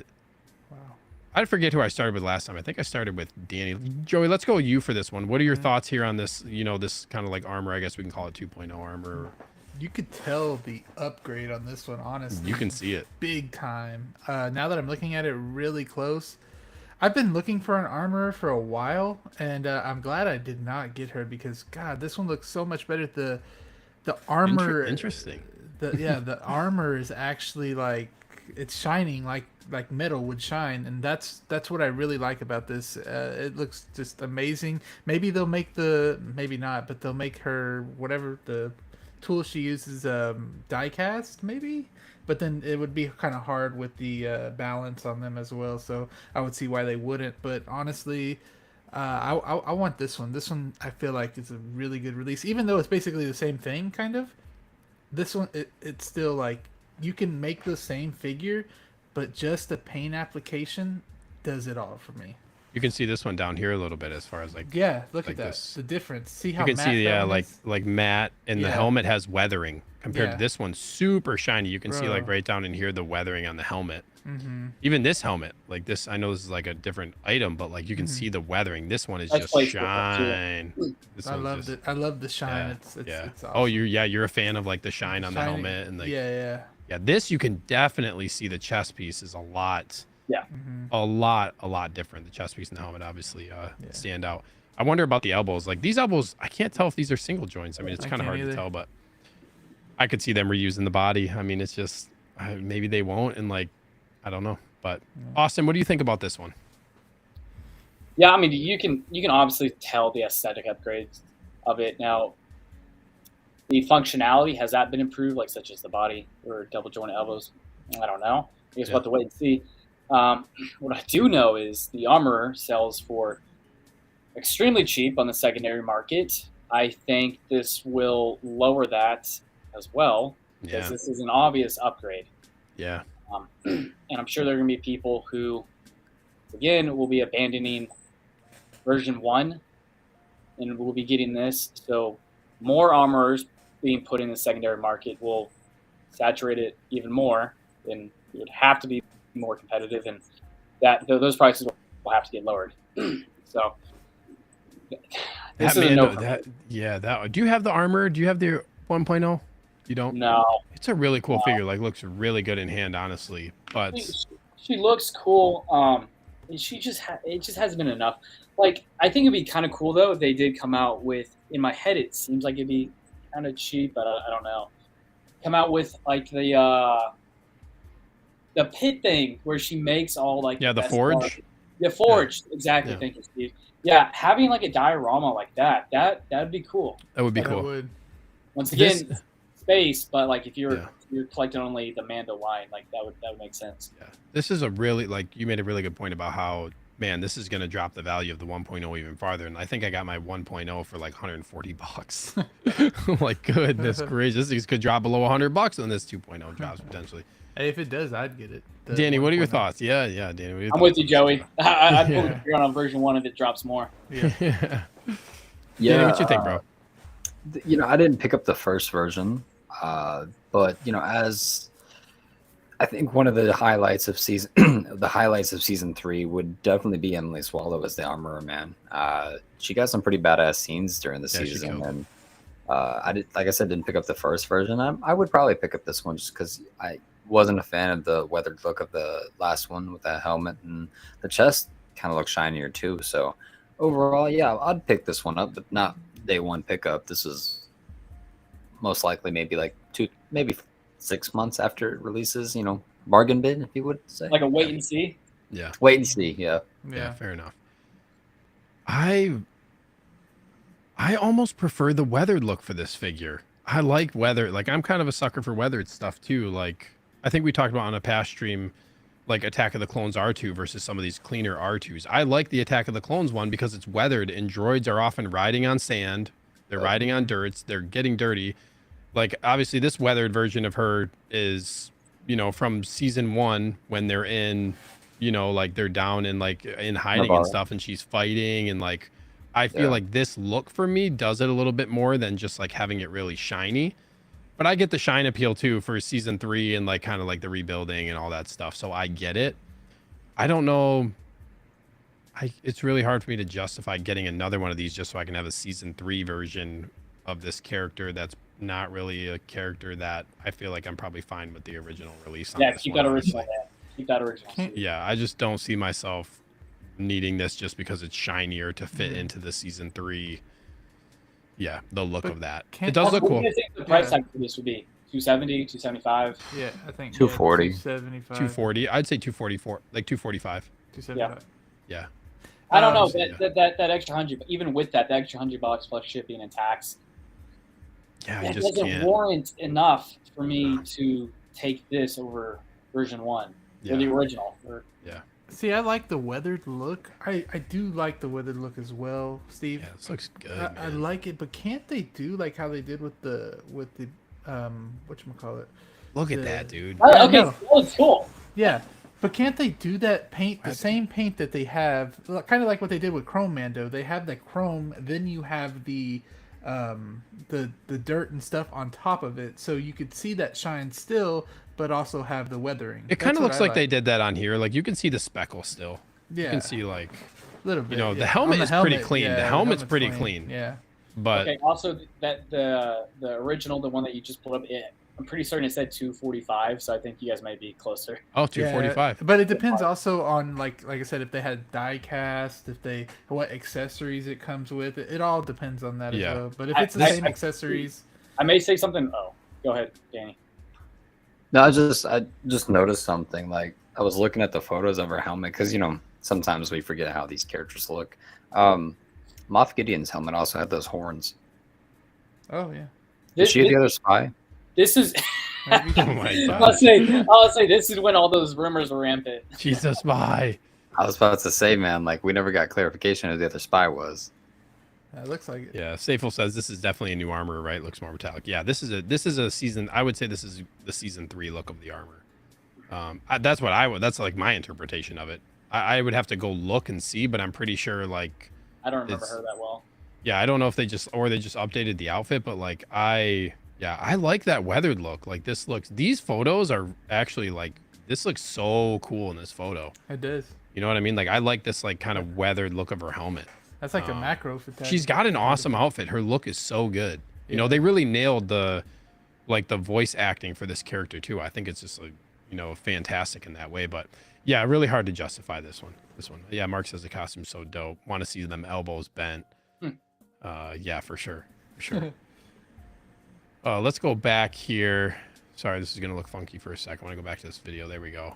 I don't think there's a picture of this R5. Let's talk about this briefly here. We'll go backwards. Danny, as far as this R5 goes, and I think I want to say the pit droid is the same figure, and I don't know if it's like just dirtier or, you know, or the pit droid set, I mean, if it's just like a dirtier one or what. But definitely in that set. Was it Mark or Safel who said this was cleaner?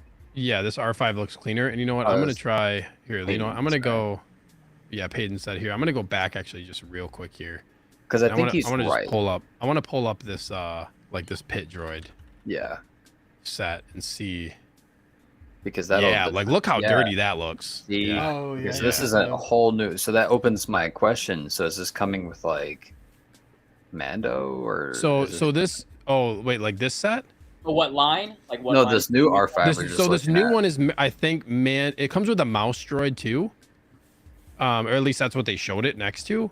I think this is probably like, is that the Mando season 3 R5 that they're going for? I guess they're just solo release was like R2D2, huh? Yeah. But like again, what I'm saying for this is like, look at the weathering on this and how much like this looks more natural to me for a droid. This dude is literally like, this droid is in the sand and like he's a droid. You know what I mean? Like I think this look. I'd rather go with this. Now go ahead, Austin. Sorry, Danny. So if it's just this R5 and then a mouse droid, that pit droid said was 265. So what would this have to be priced at to be missing out on essentially like a pit droid? What was R2 priced at? R2 I think was 270. I can see this being like 280 just because of the mouse droid. This would put it over that pit droid set though. Yeah, I don't think so. I would say probably 250. Yeah, you're right. Yeah, I would say it's going to be under the pit droid set because I would say it's probably going to be under the pit droid set because this pit droid. If we go back here real quick, $15, I'm going with this because you're getting three things. You're getting a BD as well. You know what I mean? So like I would say this is at 265. If it comes with a mouse droid, I think you're looking more at 240, 245. See, okay, weird side note real quick about this set. Like they posted like I think like a month or two ago like a picture of the set, and I thought it was an announcement of release, and like nothing said about it because like they had already announced it like a year ago or whatever. See a mark. And then they just posted the set again, and they didn't release it, so I was so confused. But yeah. Do we still have hope on the N1? Hell no. Okay. It ain't happening. I swear I thought they were gonna come out with it after I saw this. Like I did. I think Jazz Inc. said like they might actually do one at some point though. I thought I heard that like if Sideshow, depending on what Sideshow does, like they might do one or something. I don't know. I could be wrong on that, but I thought I had heard somebody talk about that. But that thing ain't coming, man. Yeah. Okay, hot take maybe. I would rather have a Naboo in one starfighter versus Mando starfighter. Yes. I'd probably rather have the Mando one, just like interesting. Because the Naboo one being yellow, like that would just be a giant yellow thing. But it's got the chrome. It's got the chrome. I like the chrome look. I do like the chrome look. The one that went on pre-order, it's not it's not Black Series, but it's the scale of the Black Series, I believe. I forgot what it was. Y'all know how they came out with the Razor Crest as well. Did you get the same thing, Austin? Me and Austin both have that. Y'all have that HasLab Razor Crest. Oh, is it a HasLab? I think it was a HasLab vintage collection. N1 Starfighter. I actually pre-ordered that. Oh no, there's a vintage collection N1 coming out. Like I think it's slated for December. I actually pre-ordered that too because I'm probably gonna put it right next to the Razor 3 3/4, right? Yeah, yep, 3 3/4. Yeah, I got that one. Yeah. I don't know if Brick Artemis. Really big piece. Naboo all the way, movies over shows. Oh yeah, all the way, Jimmy. I don't know if Brick Artemis is still here, but Brick, I would love a UCS, in Naboo in one starfighter. That'd be dope, dude. Like I do like it. Also, like, I really like that one starfighter. Like, it's probably one of my favorite ships. Like her favorite, favorite vehicles and all. It's my favorite ship to use on Battlefront, honestly. Yeah, it's a dope looking. It's just like to have something like that in your collection. That's like it'd be 6 feet. Like it would be gigantic. Yeah, you just like I don't know. It would take up an entire part of a majority part of a wall, and like how do you hang it and like display it? It'd be crazy. Yeah, you have like mount it on the ceiling somehow. Yeah, hang it from the drop ceiling. Which would be scary, honestly. We didn't talk too much about about this R5. Does anybody have anything else they want to add about this as far as like? Would you guys get it? No, I'd go with the pit droid set. I prefer the weathered pit droid look. I just feel like you get more. From the pit droids. I really like weathering on the weathering look on droids. I know the only one that I would say not as much weathered is K2. I think he looks great. He's the only one I would defend. I mean, hey, weathered KX looks amazing, dude. I ain't gonna lie. Yep. Next. I'm excited for you to open that one. Ooh, you guys want to talk about that KX Enforcer droid? I do need to open it. I opened it and looked at it and I put the box away. You guys want to talk about the dewback, or you guys want to talk about this rooted Anakin? Let's do dewback. Yeah. Let me see if there's. I know there's some good. I think there's a little bit closer up pictures here. Give me a second so I can find it here. There we go. Woo wee. Who wants to go first? You guys can duke it out. Joey, go ahead. You're talking. I'll go first because I don't know much about it. But what you mean? I mean. I know more about the other one. What's the other one? The one that Mando. There's the Bantha. There's the Blurg. The Blurg. I know more about the Blurg than this one. But I like this one. This one looks cool. I think the scales look really good on here as well. They look painted really good, and they just have that effect of scales, and the wrinkles in the scales as well is crazy. I do like the fur on top of him as well. Oh yeah, dude. But this is another one that I feel like, I'm sorry to say it, but I feel like they're not coming out with this one as well. Sideshow did one. Sideshow did a 6 that's scale. what I was about to say. That's what I was about to say. Someone did it. This one looks like a T-Rex or a dinosaur or something like that, man. shit. Hell yeah. Look at that. Look at the scales right here. Hell wow. yeah. Yeah, dude, this thing looks incredible with the detail. It does. It really does. And I would hope if they did do this, that the final product comes like this as well. This is something you just wouldn't be interested in, Joey? Nah. Honestly, I didn't even get the other one, and I really like that one a lot better. The one we were just talking about. I forgot what it was called. Oh, the blurg? Yeah, the blurg. I didn't even get the blurg, so. Dude, that is a hot take to me. I would get the say you like that blurg over the dewback. Also, so in Joey's that's a hot take, bro. He's still newer to Star Wars, so I'm sure his exposure is more towards the Mandalorian show. Yeah, the newer stuff. That's what got him into Star Wars. So it's be like one of those things. If you see something first of like a series or whatnot, you're gonna be kind of drawn more. Yeah, no doubt. Just kind of how like we just talked about the N1 Starfighter. Like I like the Mando N1 Starfighter, but that show means a lot to me. And Danny's like, I also really like it. You know, then the Naboo Starfighter as well. But yeah, it's interesting like how you get drawn to it like that. Like for me, this comes before the blurg, but Joey, you're like, it's kind of newer into Star Wars. You know, Mandalorian comes out, blurg looks cool. And then, more for me, like dewback is like the OG, A New Hope. I also love Sand Troopers. Like Sand Troopers are top 3 for me. I just have always loved Sand Troopers. The detail I will say though is a lot better than the blurg on this one though. Agreed. This one looks a lot better, like aesthetically. It looks really nice. Yeah, this looks really good. Danny, what are your thoughts on this one, man? Is this something you think you would like? This is something you would consider buying? Oh yeah, and just real quick, in Joey's defense, I think Austin's exactly right, man. Like, I think a blurg had a little bit more character development, like a little bit more. talking that character development of a creature.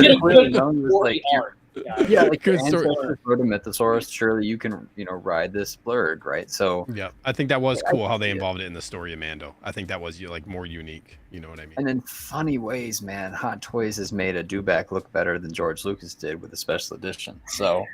I'm definitely gonna probably pick this up, man. I'm gonna probably throw a sand trooper on there with a yellow or orangey pauldron on there with a big backpack and whatnot. Throw another stormtrooper in front of it. Dude, this is a perfect Tatooine Mos Espa display, man. I absolutely love this, dude. Get 2, please. 2, please. 1/6 shooter says this will get made. I think so too. Yeah, I hope Austin, so. Yeah, Austin, what do you think? You think this one's coming? Yeah, I'm really bad about these predictions and whatnot. What do you think? Like, what does your gut tell you? Like, you think this is something like you see them releasing this? I would say yes, just due to the overall hype. Anything OG is going to sell fairly well too. Yep. That's a really, really good point. I mean, it taps into more markets, honestly, and the people typically are going to have more. Typically have more of the money, or than the people slightly older, possibly grew up with this certain trilogy. And I also want this, so I hope it gets made. It's absolutely beautiful. When I look at it, I just immediately think Star Wars. Yeah, I think it absolutely is coming out because they wouldn't have announced it. It's just showing us that I guess they were successful with their blurg sales, So yeah, I think. Yeah, Austin, do you have thoughts? Like, is this? I'm not sure if you said this already. Sorry, but is this something you would get? Yeah, I would definitely want this. This is a big piece. Very big. This is a very big piece. This isn't going to fit in a DTOF or anything like that. So I would have to find. Granted, I've plenty of time to figure that out in the future. But yeah, this would need an adequate amount of space too. This thing's got to be that's a 12-inch figure sitting on that. This thing's got to be 2.5 feet long. It's huge, yeah. This is a big piece. I guarantee you, it's a power pose thing. I don't think the tail's gonna articulate it or anything. So interesting, yeah. I'm just spitballing here. Yeah, I mean, look at you can kind of see like I don't know if this is a joint line. I don't know if this is a joint line here. Yeah. If it is, they hit it really, really well. You know what I mean? It's hard to tell. The head could probably also swivel like this because look. It looks like they're hiding it with this yeah, strap a little bit. Yeah, with the strap. Yep. I don't know about swivel, but a swappable head sculpt maybe. I think there's probably going to be minimal. I think Austin, you're right in that. Like, if there's not any articulate, like, there's probably gonna be parts that maybe aren't, but I think there will be maybe minimal with this, something like this. Because for me, I wouldn't want so much articulation. I would want this thing to look real. Like, this looks really, really clean. Like, if looking at this right here, if this articulates, like, to me, that's gonna be a bonus because this thing looks like just really good with the way that the lines are and how, like, it's almost like if this articulates, they match it really well with the skin tone and like the wrinkles in the skin. Yeah, Steve, I think you know that. And I mentioned articulation due to like the space factor. So you would have to, you got to take into account. You won't be able to maneuver it like you can some pieces to fit in a smaller space. But man, this will look damn cool as a staple in a collection. Yeah, Peyton mentioned that. Yeah, Peyton says this will be a good centerpiece in people's collection. No doubt. Yeah. Also, you can make a lot of fun content displaying different characters on top of a dewback. I'm just saying. You can put Mando on this thing, okay? Put Batman. Yeah, you can make some cool stuff with this. That's what I'm saying. Dewback's one of my favorite, creatures. Also, like I said, I really like sand troopers, but Dewback is just like one of the. If I think of Star Wars and I think of creatures, I think Dewback is one that comes to mind as like one of the more iconic, within Star Wars for sure, at least to me. Yeah, they nailed it with this one. I think Sideshow came out with one, so it's doable. Like, I think that in and of itself is like Sideshow came out with one of these. There's I think was it Sideshow that did the pretty sure it's Sideshow that did the 6-scale one. Like, it's doable. I think they're gonna do it. And Austin, you made a really good point. Like, catering to original trilogy fans is like, this thing will sell. This thing will sell. Peyton says, hey, Deadpool. Steve, I'm curious. Would you rather have a dewback or like a tauntaun? I would take a dewback probably. Okay. Yeah. Because like there's already a New Hope Sand Trooper out too. Like, I'm already thinking about what I'm gonna do with this when it drops. Like put a New Hope Sand Trooper with this. Then you got this other sergeant sitting on top of it. Like, this is gonna be like really cool. You can get some Tusken Raiders in there potentially. Like Danny said, this is like a Tatooine centerpiece right here where you can really you can get some figures to complement it really well. So I'd go this. Tauntaun would be really cool, but like, what do you put with it too? You know what I mean? Like, yeah, you're not wrong. I have a custom Hoth figure up here. I just need to get a Luke head for. I would love more Hoth figures. I think that would be awesome. Yeah, 16 Shooter says, I have Sideshow Tauntaun. I'd love a second Hot Toys version. I would get it either way. I think they're both really, really good. In fact, sorry. Oh, no, that's okay. Can I just give Nick a shout out here? Yeah, Nick, thanks for tuning in, bro. I think it would have been cool if they had a power pose of the trooper sitting on top. The figure looks slightly awkward on it. Yeah, it does. I agree. Also, I think like they didn't really do it justice with this angle. Like, they could have probably, like, that doesn't look too bad.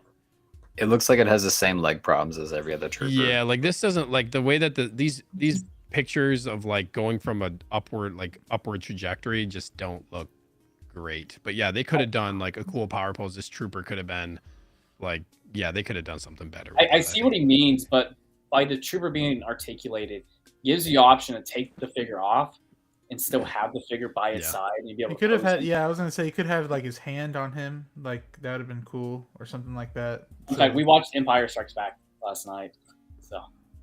And you haven't watched Scarface. Okay, Joey. Nick said, did you guys talk about the Anzellan? We did not. That is, I think, coming up here actually, potentially next. Anybody else have anything to say about this? It's awesome. This was probably, I'm trying to think. I know, like, we're gonna talk about. We'll talk about the Anzellan next, and we'll talk about like Rooted Anakin and also Grogu with Pram. But I'm trying to think. Those were a couple other ones. Yes, Prey. Oh, Prey. Yeah, Prey. I'll still stick by it that they're not making this. Yep. Dang, Joey, dude, I hope you're wrong. I hope you're wrong, bro.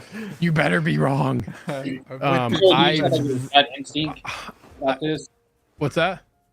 Joey, are you going off of like a gut instinct, or like you going off the size? I'm going off of what I've seen throughout the years and how many times we've got our hearts broken from things not coming Joey, did out. you have a bad experience with like something not coming out? Shoot. No, not really, but I just seen it. So I guess in one, I was like all in on that thing is coming out. Dude, this thing would be so much to ship. Like Anakin Jedi Starfighter. I'm looking at this, like also this Jazzing Snowspeeder's been shipping. That box is 4 feet tall. Like four and a half. I think it's 4.5 feet tall. I mean, look at the Ecto 1. That box is massive. Yeah. Like the N1 would be just so massive, and like how do they ship that thing? And like it would just be, that thing might have to ship like freight. The freight ship this thing. I don't even know. You guys make a profit off of shipping. Oh yeah, so like you'd be paying a real pretty penny shipping that thing. But anyways, yeah, I think this is probably the one that gets me the most excited, honestly, out of all the reveals today. It looks beautiful. Austin wants to talk about that prey.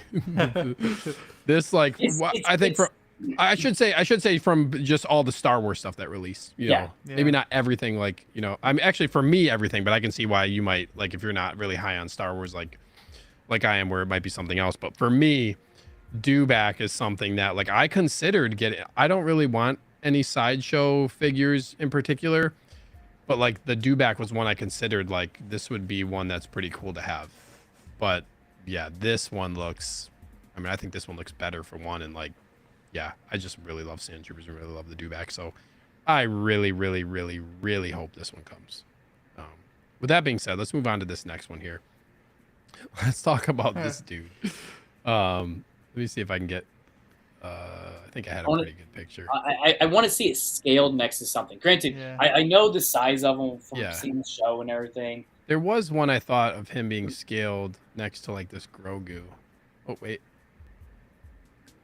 there's him like kind of standing next to like this Anakin right here. Is that supposed to be light size? I mean, light size. Is that supposed to be life sized? Yes. Yeah, it's a life size. Yep.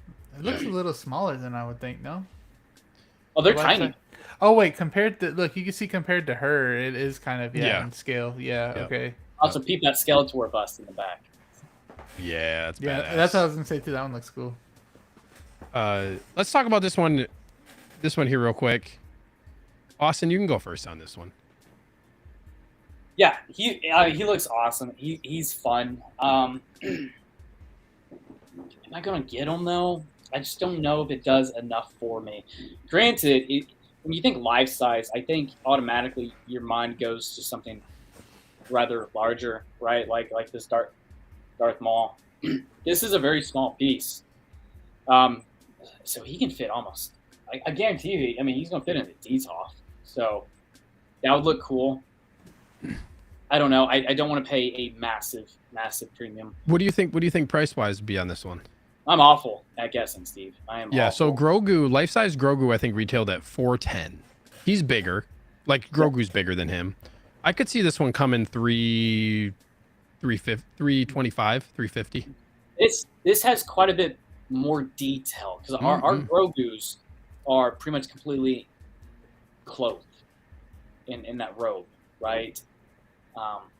Yeah, so they're doing more detail on the body. Yeah, fair enough. Yeah. Yeah, the face, the hair on it. Yeah, if you look under that robe on the Grogu one, like there's a lot of stuff that, yeah, it's not really, not really looking like this detail wise. That's a good point. Yeah, I don't know if it is $400. That'd be tough for me to pull that trigger on. But fun piece. I'm excited for everybody that this will hopefully come out. I know a lot of people are extremely excited. Especially, have some multiples of these. That would be fun if you can justify. That would be so cool having 2 of these. Yeah, right. Especially in a place like your theater, you can do so much content with this kind of thing. And I know not everything's about content, but if you're gonna buy the piece, and you do social media, and you like posting and doing all these creative things, dude, I would 100% be putting a Christmas hat on this and doing like Elf on a Shelf with this thing. That would probably be one thing I'd want to do. It gave me some Gremlin vibes, man. I'm not gonna lie. I would put this around my house at Christmas time, Elf on a Shelf for my son, and just move it around. I think that would be like, we actually did that with like a Christmas Grogu that we have. But yeah, Nick said I can see it being about $200. He's similar in size to Baby Groot, which is $140. Look, dude, if this, Dude, if this comes in at $200, I will be very pleased. Yeah, I will be so happy if this thing drops at $200. I may buy 2 at that price. I'm going to get this. I guess it's gonna depend on the price a little bit, but like I don't see this. Like I would say, for me, I probably think more with how figures have been priced, and this looks like it's about the size of a figure too, with like a little bit more, obviously like wide size to it and stuff, but. I could see probably like $250, $300, but we'll see. Yep. $200, dude. I would be so happy. I'm really ignorant on some things, right? So you mentioned it's like the size of the 6-scale figure. Granted, frame is bigger. Yeah, frame is bigger on it. Yep. Do you think there is more of a premium since it is considered a life-size figure or life-size replica? Do you think they would add a premium to it just for that sake? Because it's technically like under a different banner. It's not a 6-scale figure. Yeah. Yeah, Nick says, like, remember, Grogu's double the size, has posable limbs. Yeah, hands. You can move the jaw. Yeah, this guy's a statue. It'd be interesting to see, like, will this be at all movable? You know what I mean? It looks like his shoulders, like, will have some articulation here. I don't know. I actually thought his arms were articulated. Yeah, it looks like he's going to have some articulation at some point, but... I don't know. I'll say this. At the end of my thing, $200, for sure, that's going to sway me quite a bit more. Yeah. The 400 price point, that's a no. Yeah. Yeah, Joey, what about you, man? I think it's really cool, honestly. This guy looks really good. I don't like that you could see the crease right here in his shoulder, but it's not a big deal at all. I do like the rooted hair on here. That's an awesome touch. I don't think you could have went really anywhere else with that. Yeah. But I feel like where this would look really, really, really good is in a mechanic shop. I think that would look so good. If I owned like one of those like high-end mechanic shops or something like that, I would literally buy 3 of these guys and just have them posed up around there. Yeah, just have them like somewhere around like the tools or something. That would look clean. I think that would look awesome in the dude. That makes me want to like do that on my like desk right here by my PC and like put one by it. Dang. Yeah, but I love it. Yeah, this one looks good. So is that a yes, Joey? I don't think I would buy it, no. But I mean, if it's 200, like you said, maybe. And honestly, I'm back at my doubting self. I don't know if it's gonna come out or not, but I think this one comes. They make Grogu life size. Like I think this one's less, but is this as big smaller. But this is much smaller than Grogu. Yeah, but no, I'm saying, but is he as big as him, like as a character? As a character, yeah. I think people love Anzelans. I'll tell you this: I honestly don't think many characters are as big as Grogu. Yeah, Grogu went that's a fair point. Mainstream. People who didn't really know Star Wars, and granted, even people who don't know Star Wars knows Yoda and Darth Vader and stuff, but Grogu was up there. Yeah, I like how we all like kind of stopped saying Baby Yoda at this point, because there was some big Star Wars fan that would be like, "Screw it, I'm still saying Baby Yoda." People now, still do. Yeah, but now, a lot of people say Grogu. But now we got more people saying Grogu than Baby Yoda. I kind of like that. I like that a lot. Yeah. Hot Toys Bounty Hunter said could pose him up to fight Grogu. You could do some really cool poses with these Anzelans and Grogus too. Mm-hmm. Yeah, dude. I want that one, Austin. I want that one. Pretty fantastic. I got a great deal. I bought this and like 15 other Hot Toys from a guy, so I got a pretty good deal. He's so squeezy. Dude, yeah. Wait, can I ask one more question before we get to Danny? I'm really sorry. No, dude, please. Steve, at 400, you're considering this. Let's say it's 200. Okay. There's no way this hits $400. With Grogu being like I'm almost positive retail on Grogu was $410. Yeah. There's no way. Most of this will be $350. Most of this will be. I would say $350 tops. Yeah. Like I would see this. I see this more around the probably 300, closer to the 300 mark, and even that I feel like might be like that's probably I feel like price point for this is.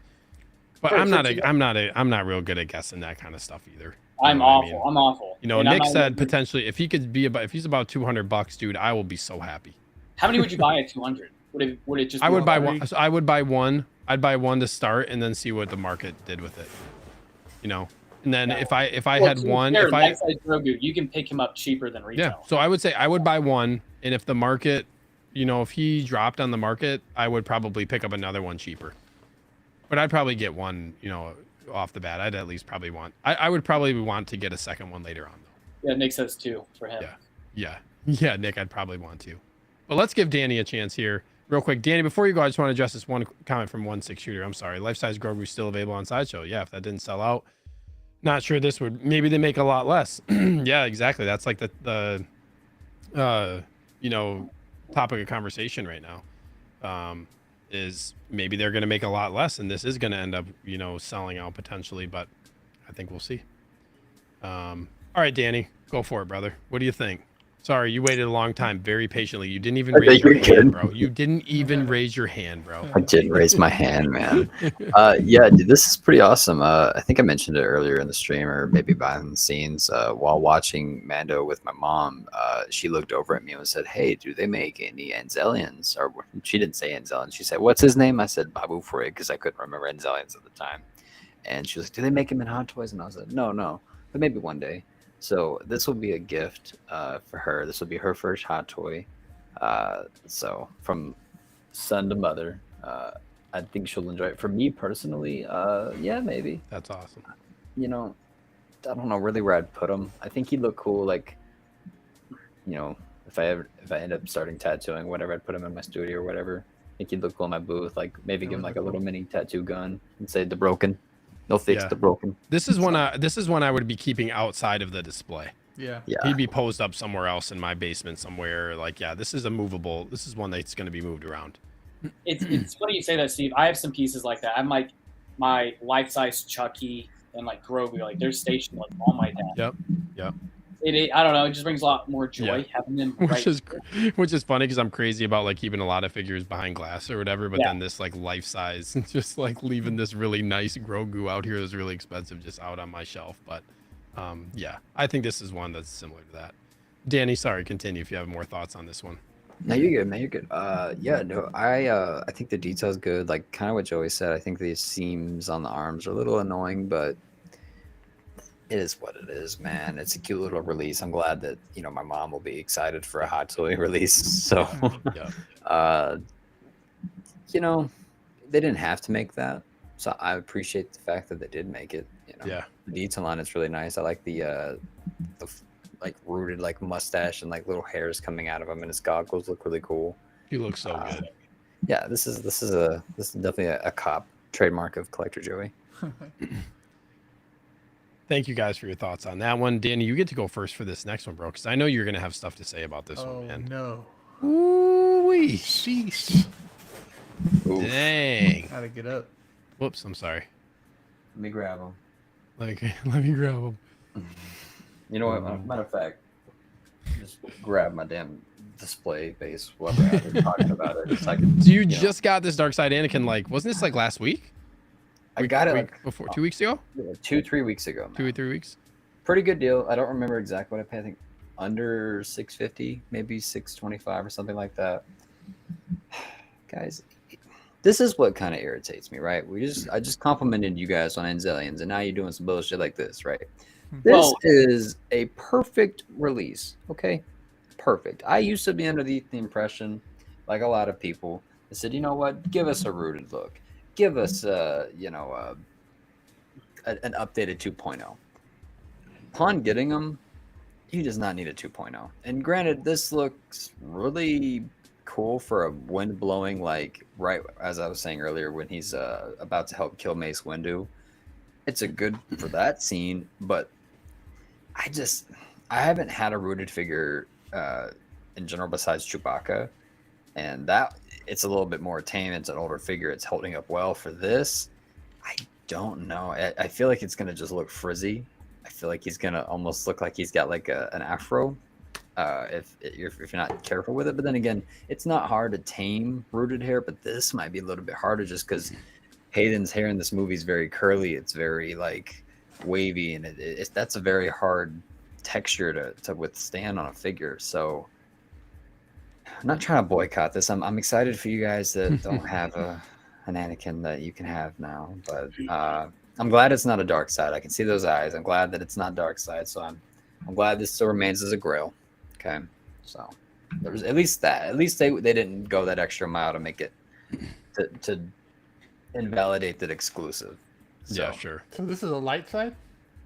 Yeah, I can see it. Looks like it. Yeah. Oh, this is Also, light. Okay. I wasn't too certain about that either. To be fair, I only saw that one picture you guys sent in the group chat today because work was busy. But I was even looking at it, and I was like, man, like his robes are really light for it being a dark side Anakin. So that makes sense. Yeah, I don't. So real quick, the guy who sent it to me, real quick, Mike Lourdes just jumped in. What's up, Mike? Good to see you.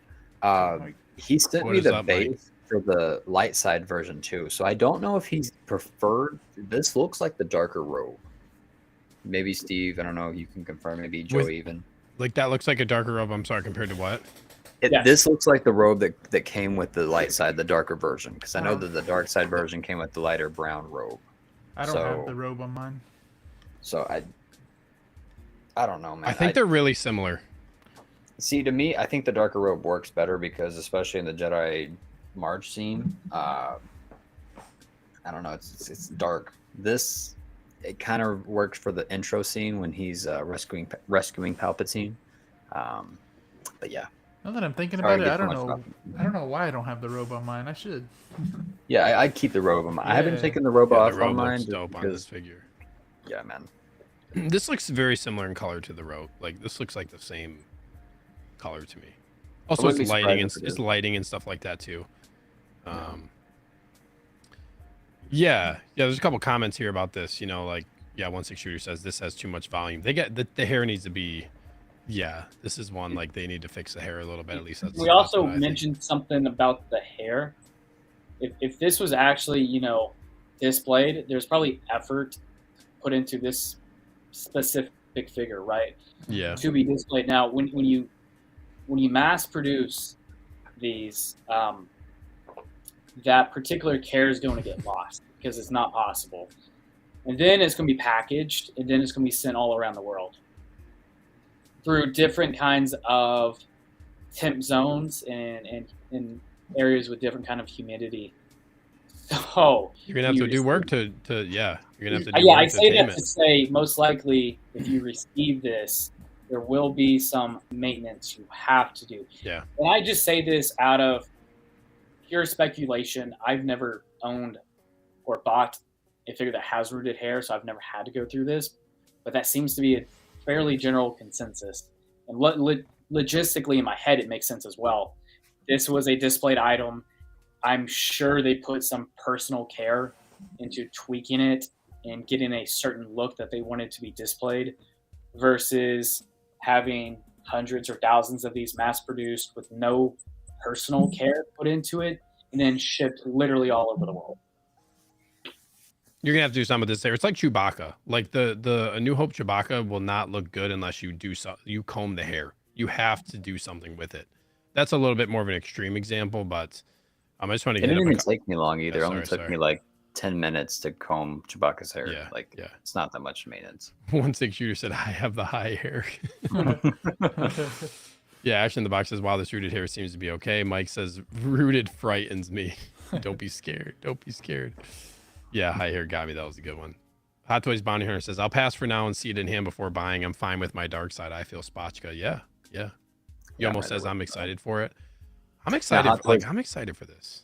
Hot Toys Bounty Hunter, I have a question for you. Are you going to pick up the episode 2 version as well? Or are you just going to stick with your dark side? Because I feel like I'm going to pick up the episode 2 version too to go along with that Geonosis kind of. Mine's already bought, baby. Oh, yeah. Yeah, I pre-ordered him as well. Yeah. 16 Shooter said, "Rooted hair, if done right, needs almost no maintenance. If it's done right, yeah.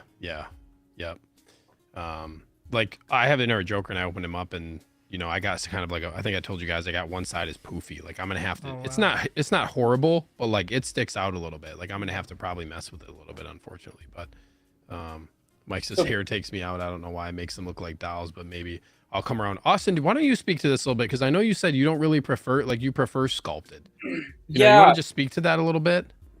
Yeah. So I do prefer sculpted only because. Granted, like I mentioned, I've never owned a figure with rooted hair. So maybe it'll be a different experience if I actually get one in hand and it's done well. You don't have inner Joker? I feel like I'm the only person who did not. Really? No, I thought you did for some reason. No. For whatever reason, that did not... The quality didn't warrant the price for me on that particular... Okay, sorry. I know. Yeah, I've always just been a big fan of sculpted. Like that Dark Side Anakin is perfect. Like I wouldn't think rooted hair would improve it. Like, I do think it would detract from the presence of the character. Anakin, especially in this movie, has such particular hair. Like, Danny kind of nailed it. I mean, it's long, it's curly, and it's wavy, and it's not ever clean in that movie. I'm also, I don't know, I would say I'm a fairly lazy collector compared to like all of y'all and Steve and others in this chat, or not Steve, Trevor in the chat. I don't want to do a maintenance on the figure. Also, I just know I would get it wrong. I can't even pose a damn figure that well, so I know I'm gonna get the hair wrong. I've seen probably more pictures of rooted hair done poorly or received poorly versus extremely well done rooted hair. So maybe that's what's been in my head. I don't know, but I've always been a fan of sculpted. Yeah, fair enough. I can see why people. I can see why people like you almost said I would prefer sculpted as well. I'm just happy to get another Revenge of the Sith Annie. I think people are just gonna be happy to get the figure. Can we say more Star Wars figures is a good thing? Like there's gonna be tons of people that this is going to satisfy a certain itch. Yeah. Right? I mean, I remember a year ago, like when they were announcing the 501st, the ones that I'm so excited for. Wink, wink. Everybody was Riley, and everybody was hopping on the idea and was like, "Hey, is this a tease to a new Anakin?" And oh yeah, Yoma, like you just said in the chat, like there's people that don't have the dark side Anakin and just want a Revenge of the Sith Anakin. They don't want the like Austin, right? They don't want to spend this $700, $800, $900 on dark side Anakin. No, they just it's wild. Revenge of the Sith. There's nothing wrong with the Clone Wars Anakin. They just want this look because who doesn't, right? This is the children killing Anakin Skywalker. Okay, everyone wants this one. So yeah. Nick said this is a really good point. Like rooted hair really depends on the character. Aragorn and Joker with messy long hair look better. You look better rooted. The Aragorn and the Joker figures, their hair, the rooted looks really good. The way the hair lays on their head, like lays down past their head and stuff. You know what I mean? Lays down on their face. The hair type, like the type of hair that they have. No, he says like this one's kind of a miss. Anakin's hair is super neat and curly. Yeah, this is like his hairstyle. Like Austin, you made a really good point too. Like his hairstyle is so unique. This is a tough one. I feel like to get the look, to get the look perfect. I think this one might be, you might be a little bit tougher. Do you see Mike's comment? I'm actually kind of siding with Mike on this. I need an episode 3 Anakin. Depending on depending on the price point of what this would be, if they try and do this extremely premium price because of the hair, I'm not gonna pull the trigger on it. But if this is still within like that 275 300 range, which I may be completely wrong, I would do that. If this is extremely premium and it's 350 plus and whatnot, no, it's gonna be up there. I think can't. it's gonna be up there, bro. I wouldn't be able to justify it. I would continue waiting and play the long game for this particular movie. Do you guys think this one could end up being potentially like a limited run, like a limited number, like they've done, like they did? The one that comes to mind is like the Wonder Woman that they did with the rooted. Like, do you think this is going to be something they, put a limit on how many they're releasing? No. Definitely, yeah. I don't think so. You don't think so, Joey? I think because a lot of people are gonna buy this. I think, like y'all said, like everybody wants this one, so I feel like they're just gonna put no cap on it. Well, of course you gotta cap it, but I only think so because of the rooted hair. Yeah, that's true too. Yeah, that one's gonna. This is a really interesting question for this one because this is a figure that is so hyped in the community. Like everybody wants Episode 3 Anakin, so like, and they've got to know that. Everybody knows about Dark Side Anakin. Everybody knows like Anakin is one of the Star Wars figures that goes for a lot of money in the secondary market. People want this figure. So if they were to drop this figure and limit it, like you're probably going to get some unhappy people as far as it being like really premium and really limited. But I'm kind of torn, like whether or not it would be something that's going to be limited. I don't know. I would pick it up just in case something ever happens to my dark side Anakin as a failsafe. I think it's how they do the rooted hair too. Like, is this something that they can easily do? You know what I mean? Versus how like InArt does it with their figures. Like, I don't know the process of that. Is it a little bit different, you know, with what Hot Toys does, and like how they produce these, and maybe they can produce, you know, more quantities of this. But that'll be interesting to see if this one comes, which I like. Anakin's they've got to, at this point, they got to do an Anakin. Do you guys think this is going to be Revenge of the Sith, or you guys think this is going to be a Kenobi Anakin? It would have to be Dark Side, wouldn't it? Revenge of the Sith. Yeah. Because like, would it be like a flashback Kenobi though? You know what I'm saying? Danny, I thought what do you think? it was like episode 2 looking Annie from Kenobi. Danny, yeah, your hands raised. So, not trying to spoil anything. Notice this has no label on it, right? Yeah. Good point. This could be flashback Annie from Ahsoka. Okay. Because we just had this look in Kenobi, right? So he could have filmed some shit at the same time in that outfit. Just saying. Good point there. That's true.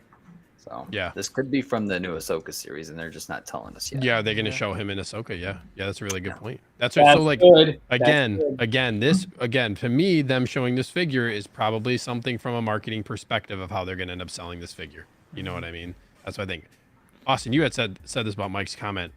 Yeah, how will this look posed up to next to all your other sculpted hair figures? Yeah, the one dude with the flowing hair is going to look a bit strange. This was a comment. This was a point I made. I think, like, Joey, when you first had me on about rooted figures, like, yeah, I think some people have that thought of, like, yeah, you have everything else sculpted and you have this one rooted hair figure in there. To me, that, like, I could see that being a bit odd. The ones that it works for is if, like, you have InArt Joker with, like, a DX19 Batman or something where Batman has, like, the outfit on and you don't really...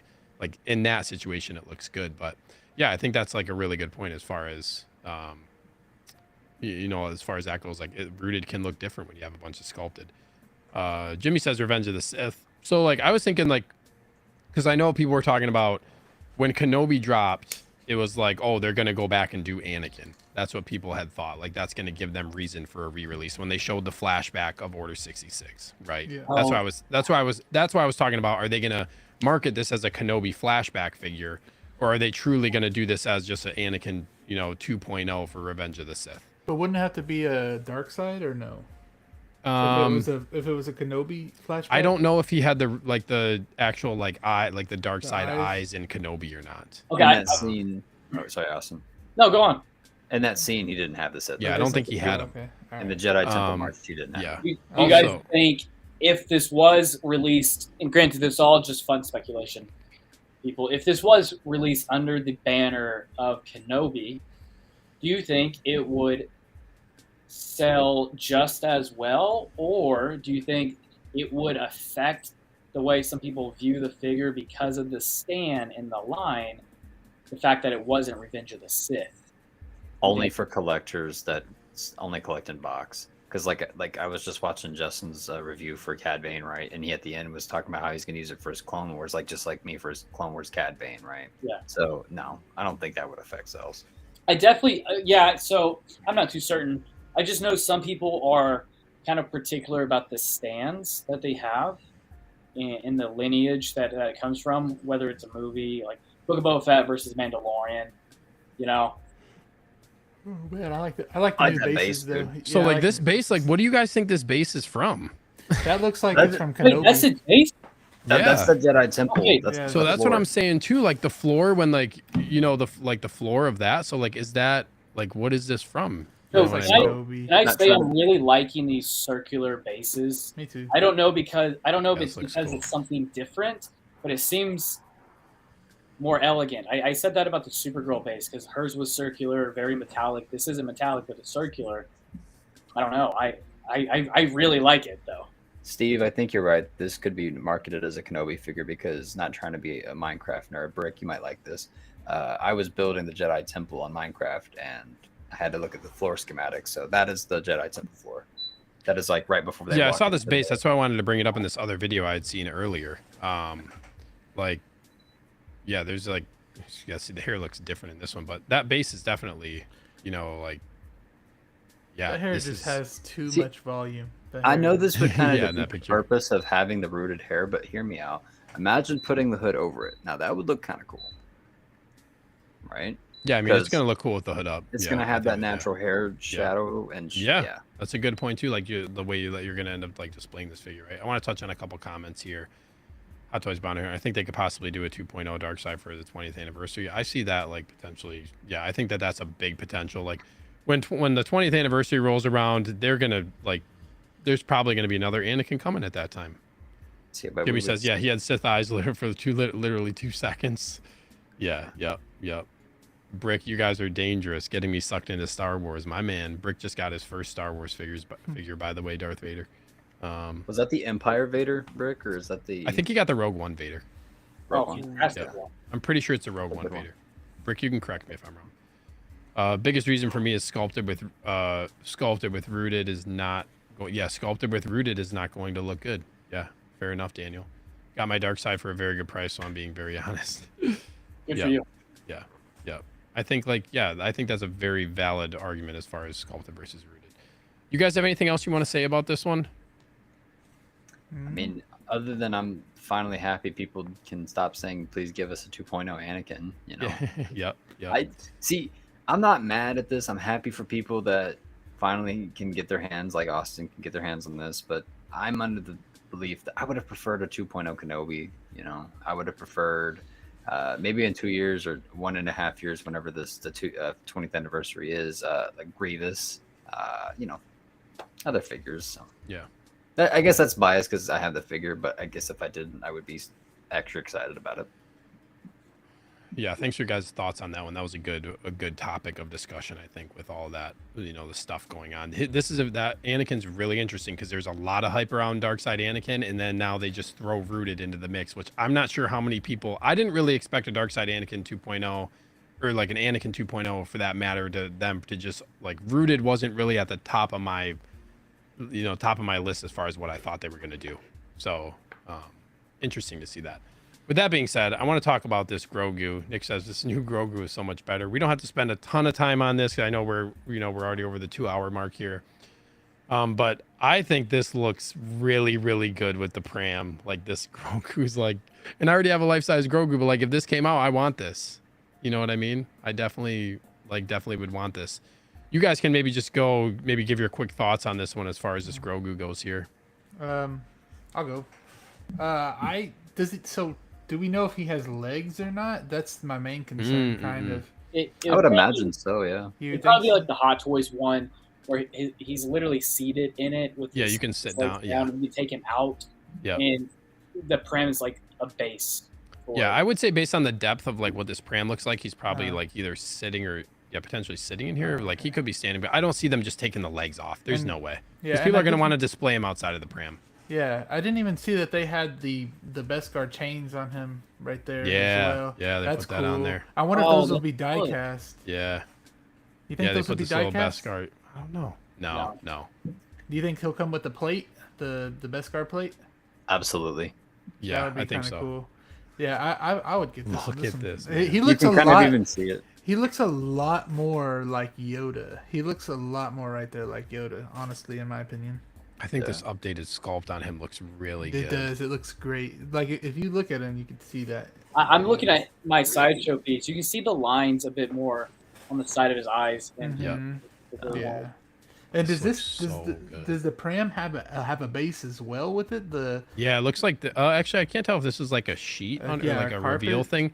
Yeah. I would think it probably sits on either like the very bottom part of it is flat, or it'll be able to sit on something.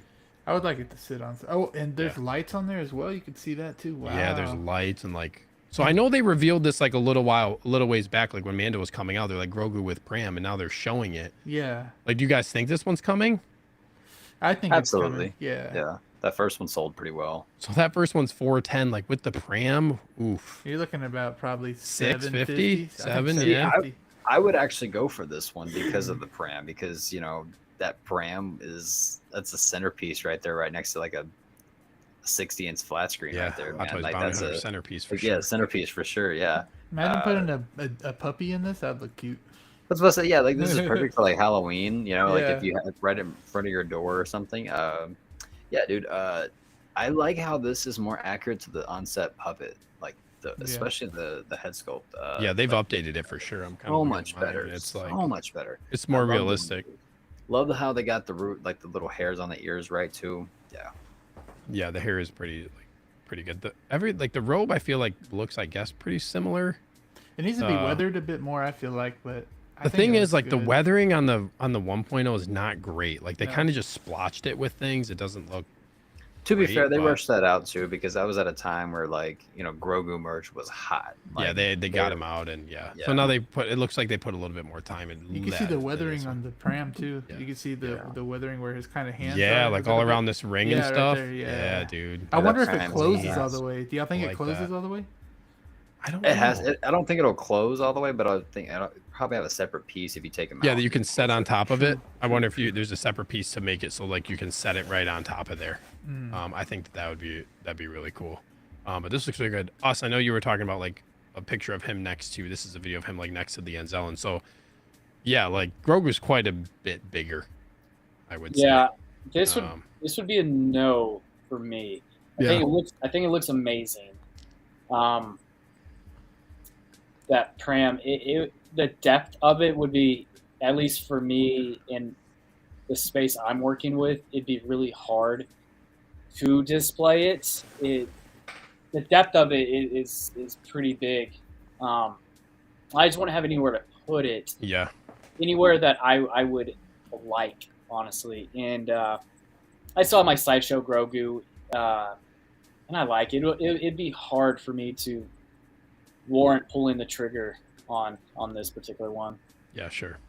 Yeah, this is gonna be an expensive piece. Yeah, this is gonna be $600-700 in my mind. Toys Bounty Hunter saying that the base looks like the surface of Mandalore. Yeah.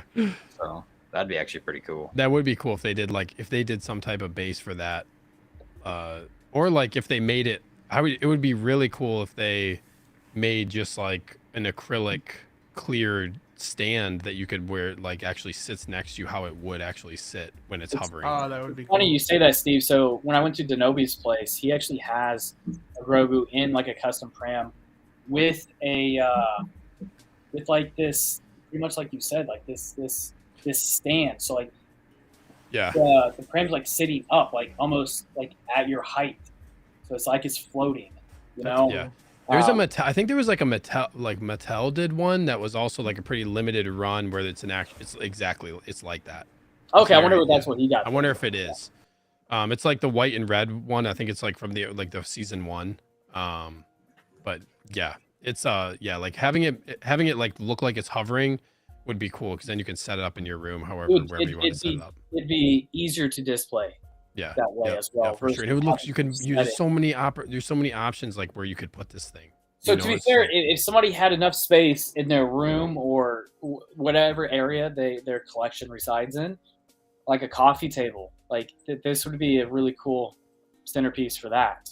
Yeah, yeah. I don't have that in here yet, but I like these. I like the options they're giving us as far as we kind of talked about these like centerpiece style things that they're giving us. Like, I think that'd be very cool for sure. I know we're running long. Do you guys think every collection should have a centerpiece, or not should? Do you think it enhances a collection to have? Like, I think so.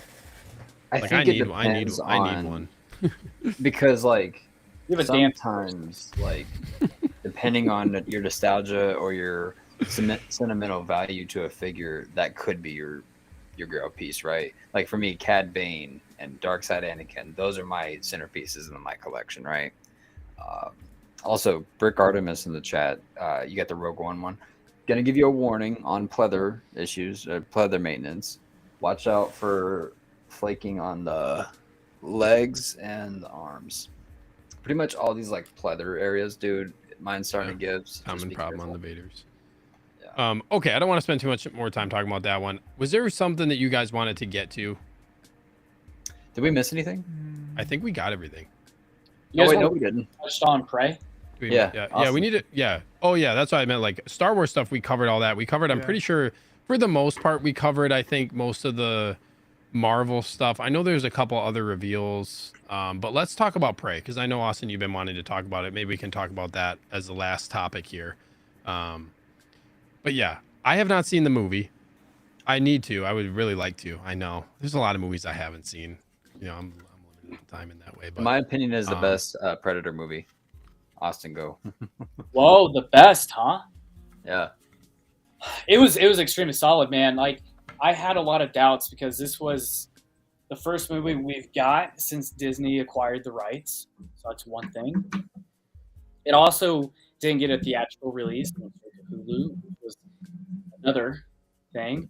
I didn't think the marketing was that heavy also going into the release. So those were three pretty big factors going into it where I was optimistically cautious going into the movie. I thought it was solid. It was so fun. Visually, it looked amazing. It didn't feel like they cut any kind of costs going into it. It was a good timepiece as well. I liked the main character. There were just enough callbacks to Dutch's Predator where it was fun and it kind of gave you like that nostalgia of watching like Arnold playing Dutch, but it didn't rely on those callbacks either. It was its own movie. I'm also it's not that I prefer like the Predator franchise like over Star Wars, not at all. I just like variety.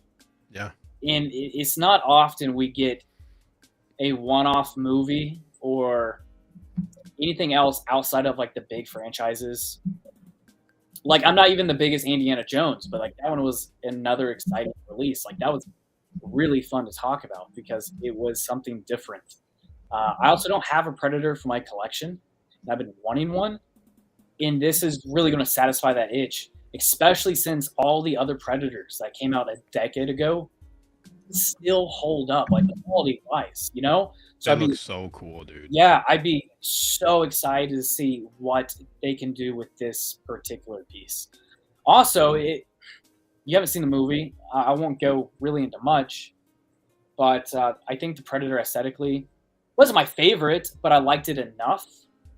And then you have your main character, and then you have the dog, like the companion. So I'd be curious to see like what kind of accessories come with this. Yeah. I doubt it's going to be a 2-pack, even though I kind of want it to be, not for the sake of my wallet, but I'm excited for this. I'm in. I don't know what it looks like, but I'm in. Yeah, Peyton said the Prey figure is rumored for Summer Showcase. You could be seeing that real soon. Okay. I don't know when Summer Showcase is. It's the 28th, right? 28th, yeah. Like next coming week. Up. Yeah, 10 days from now. Can't wait for that. Also, 27th, Twisted Metal comes out on Peacock. Oh, wow. It releases that soon. Yeah. Review coming up on your channel, Austin Nicholas? Yeah, you want to do that? Let's do it. Okay. Let's do it. I'm looking forward to that, so. Yeah, I want to watch that. I'm going to watch it too. I wasn't thrilled with the trailer. Did you watch the new trailer? I haven't seen I saw the one with Anthony Mackie is fighting the guy. Watch the new trailer. The new one's better. I didn't know a new one came out. Steve, that was the one I didn't love. Yeah, they could have done a better job with that one. Yeah, they heard everybody loud. I wasn't thrilled that that's the first thing that they tried. They revealed that based on what Twisted Metal is. The first teaser was awesome, though. Did you watch that first teaser? I don't think so. It was like a 20-second one of Anthony Mackie getting into his car and whatnot. That was solid. Yeah, I need to check. I'll check those out. I'm a sucker for Anthony Mackie, dude. Like, I think he's just a genius actor. Yeah. Really good. Danny or Joey, do you guys want to talk? Speak on Prey at all? Yeah, man. Yeah, it was. I think it's gonna come out really good. I think we're gonna have some cool accessories as well for that one. That's basically all I gotta say. I can't wait because I have been wanting a Predator in the collection as well. Even though it wasn't. I mean, my dad showed me it. I went in theaters to watch it, but it wasn't that thing that was like, I love this. But I feel like I love the figures of it, especially after watching. I forgot who did a review on it, but I saw the statue. I think it was the Jungle Hunter Predator. I think that's what it's called. The statue. It's a half scale, I believe, or something like that. I believe it's a quarter scale statue. Right. And my buddy Josh, Seller Toys, has it. Oh yeah, he has it. Yeah. And God, that one's crazy. That one literally, it has the foliage, it has the rocks, it has the water, and there's actually like resin fish inside the water under his feet. I just think that is, like, So that's cool. a statue that it's 3K, but that's a statue that I wouldn't cancel if I told you, I kind of canceled the Batman one. So that's a statue that I would be like, that's worth it to me because of the craftsmanship in that one. But that's all I gotta say, basically. Yeah, nice. Yeah. Nice. Danny, what do you think about it? So I'm a youngin, as I'm aware, and my introduction to the Predators was AVP, right? So it was, underrated film. I don't care what anybody says. Amazing movie. I like that. See, Austin, I'll tell you a short story of my introduction of just seeing the poster for AVP. So it was an IMAX theater, right? And you know how you walk past an IMAX theater and they have like these LED lit up posters, and it was that poster with the Earth, but it was like, like the disturbing like imagery of them like circling it. I remember like little 6-7-year-old me was so like, what in the hell was that? Like, I want to see that. And my grandmother was like, no, you're too young for that. And then I watched it with my grandfather a few years later, and I was like, holy crap, that was cool. So, oops, I'm sorry, guys. You're good, man. So, with this Prey figure, man, I think me and you called it. Some of us called it a few streams ago. We were like, yeah, man, if they're gonna make a Predator figure, they'll make one from Prey. Aesthetically and artistically speaking, this is one of the coolest looking Predators. I love this like almost medieval, like pre when did the first one take place? Like the 80s, I believe, 70s. Austin? 80s, yeah. So it's like, this is prehistoric Predator, and it is badass. This isn't really a spoiler, Steve. I know you haven't seen the film, but I'll watch it at some point. He has, what is it, Austin? It's almost like a boomerang kind of weapon. I'm excited to see that as an accessory. I don't have any Predator figures in the collection, but this one's tempting, dude, just because of how gnarly and badass this dude looked in the film. I definitely love Prey. I've only watched it once with Mrs. Spotchka, but I need to give that one a rewatch. Big piece, too. It's going to be a big piece. Yeah, that dude's huge. I watched the Dead Meat kill count video of it, and the dude who played the Predator in that film came on. That dude's in real life is a big dude. So, yeah, man. Practical effects on that movie was incredible.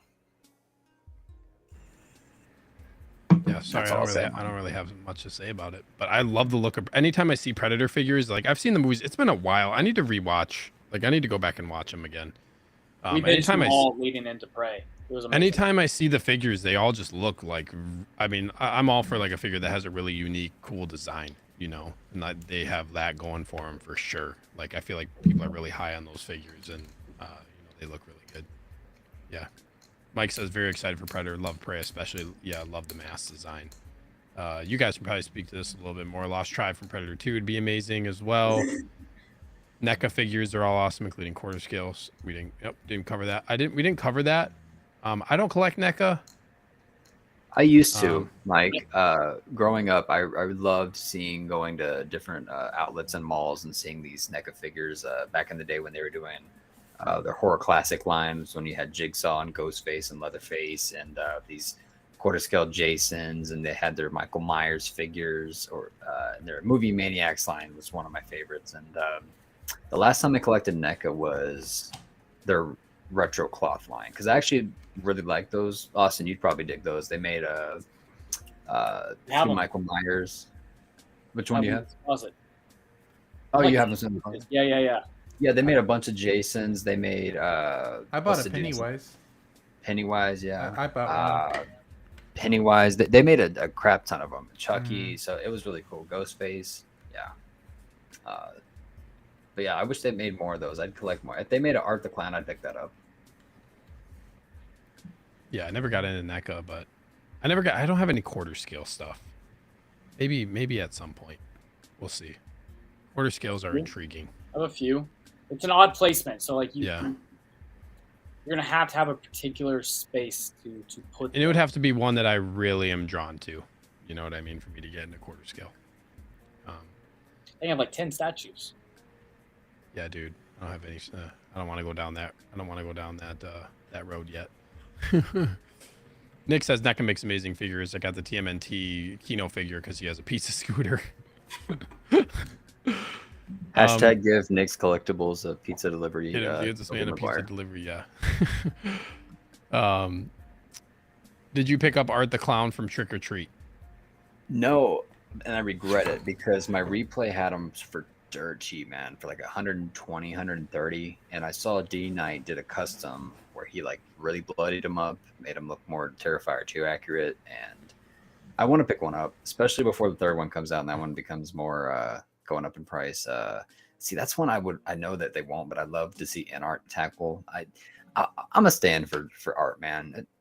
I love that man. David Howard Thornton is a treasure to Hollywood that deserves more respect. He's also really active on social media. Like you will get responses from him. Yeah, if you DM him, he will respond. That man's he had a rough childhood growing up apparently, and he's loving and respecting all the love and respect he's getting from the Grinch and now Art. So also, I don't want to stray away from too much, and I may only be talking to Danny now. No, it's okay. The crazy thing about finishing up, so David Howard Thornton is the fact how he was just a voice actor prior to playing Art the Clown. And if you know who this antagonist is, he doesn't talk. Like this man has spent his professional career utilizing his voice and not his body. Now he did a role where he didn't utilize his voice and he had to portray emotion through how his body moved. Like it was so phenomenal. It's like kind of like on the same plane, kind of somewhere in a Tom Hardy for Bane, right? Or even for Mad Max in the intro, where he doesn't talk and you're having to use expressions of your face, right, and how you're moving to exterminate like this kind of like presence of a force of nature, man. And it's man, I'm excited to see what else he does with this career. By the way, Steve, thank you so much for the stream, brother. This has been so much fun. Well, it's interesting hearing you guys talking about that stuff. Yeah. I'm intrigued because I don't really know too much about it. So I'm like, I need to get some of my horror figures back. My most regretted sold figure, I'll let you know, Mike, was Sideshow Michael Myers. I need a Michael Myers at some point. I'm gonna get one displayed at Halloween. I'm gonna put it like right here on my little table right here. No, I still don't have a damn Michael Myers. That's one thing. There's so many things I've been lagging on, which doesn't make sense. You don't have a Michael Myers? Okay. Look, awesome. How dare you? I'm like an ADHD collector, and I've known this, but I've gotten so much better recently. I've been really sporadic in the past when I'm like, oh, dang, shiny. And I bought things. I don't regret them. I collect what I like. I like what I collect, you know? But I haven't prioritized certain figures like I should. And unfortunately, that's one of those figures. I mean, hell, there's not many characters I have tattooed on my body, and he's one of them. And exactly. That's one thing. I need to. Look, you keep talking about how you're gonna start minimizing some of your collection a little bit here and there. Yeah. Sell off a few figures and get yourself the Sideshow Michael Myers for your birthday. Okay. Yeah.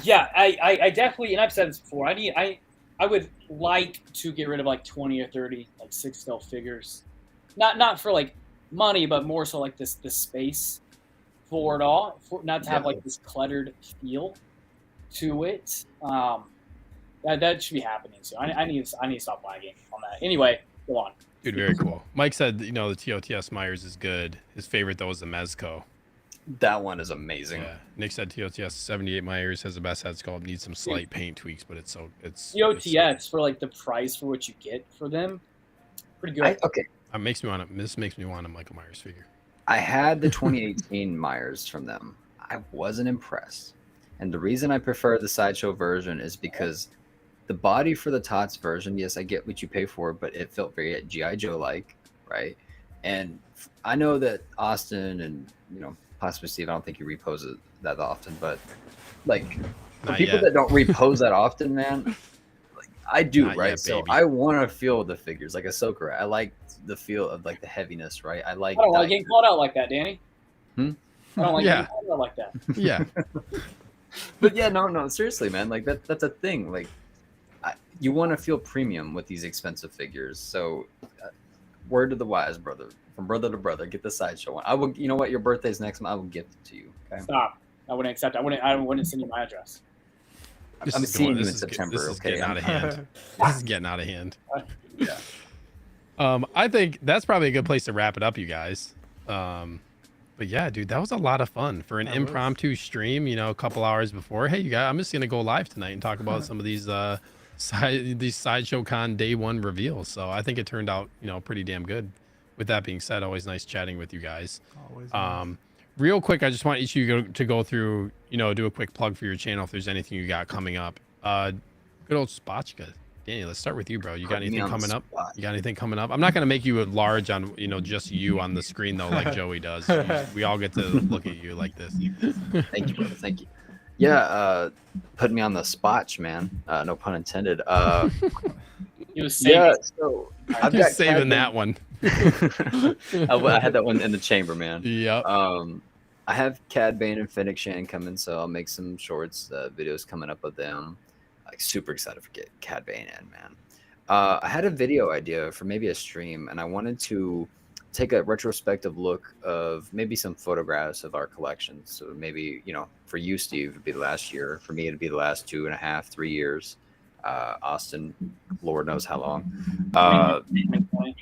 Joey, same deal, man. You know, so that's the idea. And we looked at some of the pictures. See you, Peyton.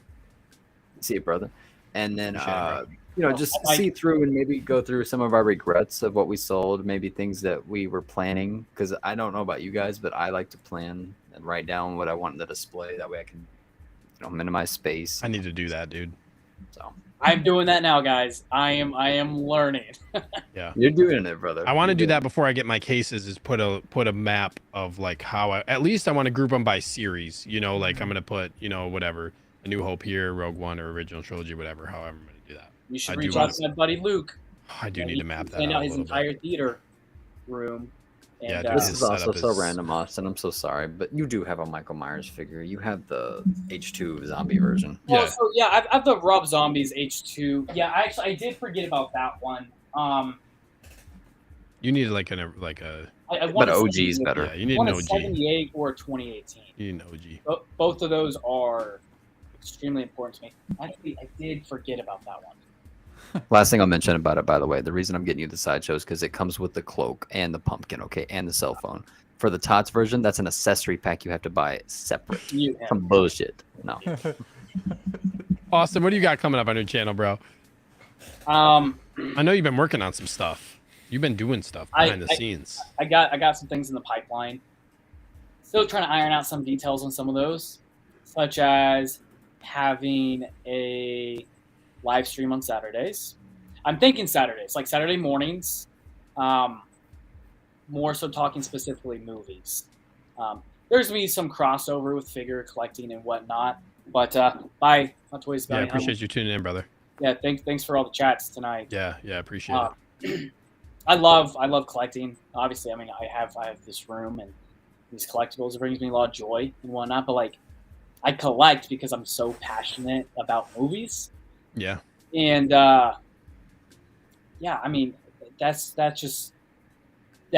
like my passion right there. So I want to do a live stream definitely about like movies, and I have a pretty big amount of different things I want to do, like in defense of like movies that I don't think get the love they deserve, or that aren't well perceived that I enjoy, and hopefully kind of give my defense of why I like it, or maybe why people should go into it with a different perspective. A lot of horror movie reviews I have. I can't say planned out. Let's say rough draft out. I have ideas of it. I'll be doing a video with my buddy Shut Up James. Yeah, dude. He has a nice. He has a movie review channel, primarily like horror. Awesome channel, really awesome channel. So I'll be diving into kind of like that realm quite a bit more. They'll also have figures. Like I'm so going to be doing nut unboxings, kind of like soft reviews of some figures. I have like 35 figures I need to unbox right now. So as I'm undoing those, like my T800 and Joaquin Phoenix Joker, I have reviews for them. So I'll be putting those out as well. Then of course, nice, dude. You gents invited me on your streams and allowed me to sporadically ramble and talk with you guys. Appreciate you being on, dude. Appreciate all you guys being on, especially on short notice. I didn't really expect anything from anybody, so I really appreciate you guys. Well, you paying me really helps, Steve. Like it does. So thank you. Yeah, you wish. You wish. Joey, dude, I know that you stayed way over the projected time than what you were going to stay, dude. I really appreciate it. I know we kind of went long, so. Nah, it's good. Thanks, Joey. Of course. Appreciate you, brother. What do you got coming up on the channel here? Basically just I got Who's That Hot Toy reveal tomorrow, of course. Nice. Let's see, Friday I'll have kind of a small short unboxing like I usually do. And then Saturday morning, so usually I do, of course, Copper Drop with all of us on Thursday. But this time we're going to switch it to Saturday morning. So I'm hopefully going to see y'all there. Daniel, I know, works, but we're going to have a special guest on that day.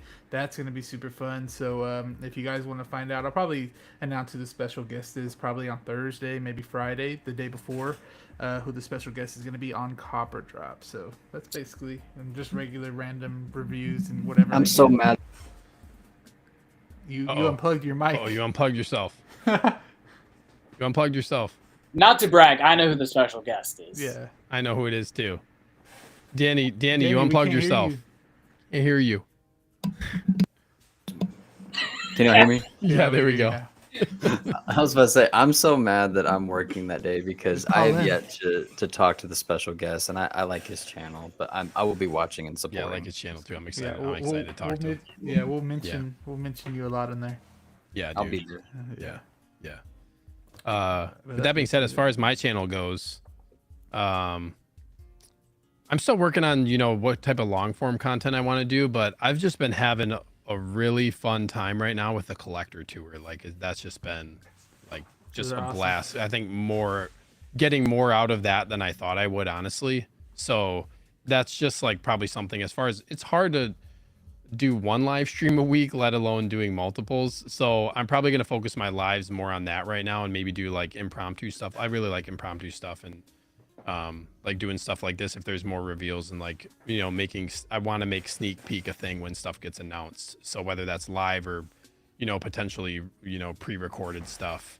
So we'll see. That's what I'm working on. But collector tour, next person is going to be D-Lo. I'm interviewing D-Lo, I'm pretty sure, next. I got to talk to him about when that's going to be, but I'm pretty sure he's next on the docket. So I'm just going to keep that rolling. It's been, that's been really, really good.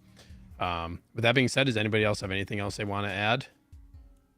No. All right. We had a lot of people in the chat tonight. Yeah, we did. Yeah, dude. This isn't my channel, but I'm appreciative of it because everybody had some great comments on there. Yes. Thank y'all for having me on. Y'all been awesome. Thank you, everybody. Brick Artemis, Hot Toys Bounty Hunter, Payton, Mike. Yeah, Nick. I appreciate all you guys for tuning in, and like chat was like, I was like, dang, this is like, I don't know how many people are really going to be in tonight, but this was like a big one tonight. There were a lot of people in the chat, and like I really love, we have all of our thoughts, but I really am big on pulling in people from the chat to give their take too. I want to hear what everybody else has to say. I think like that's really important for my channel as well. That's kind of why I started Collector Tour. I like hearing the opinions and conversations from other collectors. So I appreciate each and every one of you guys, everybody in the chat as well.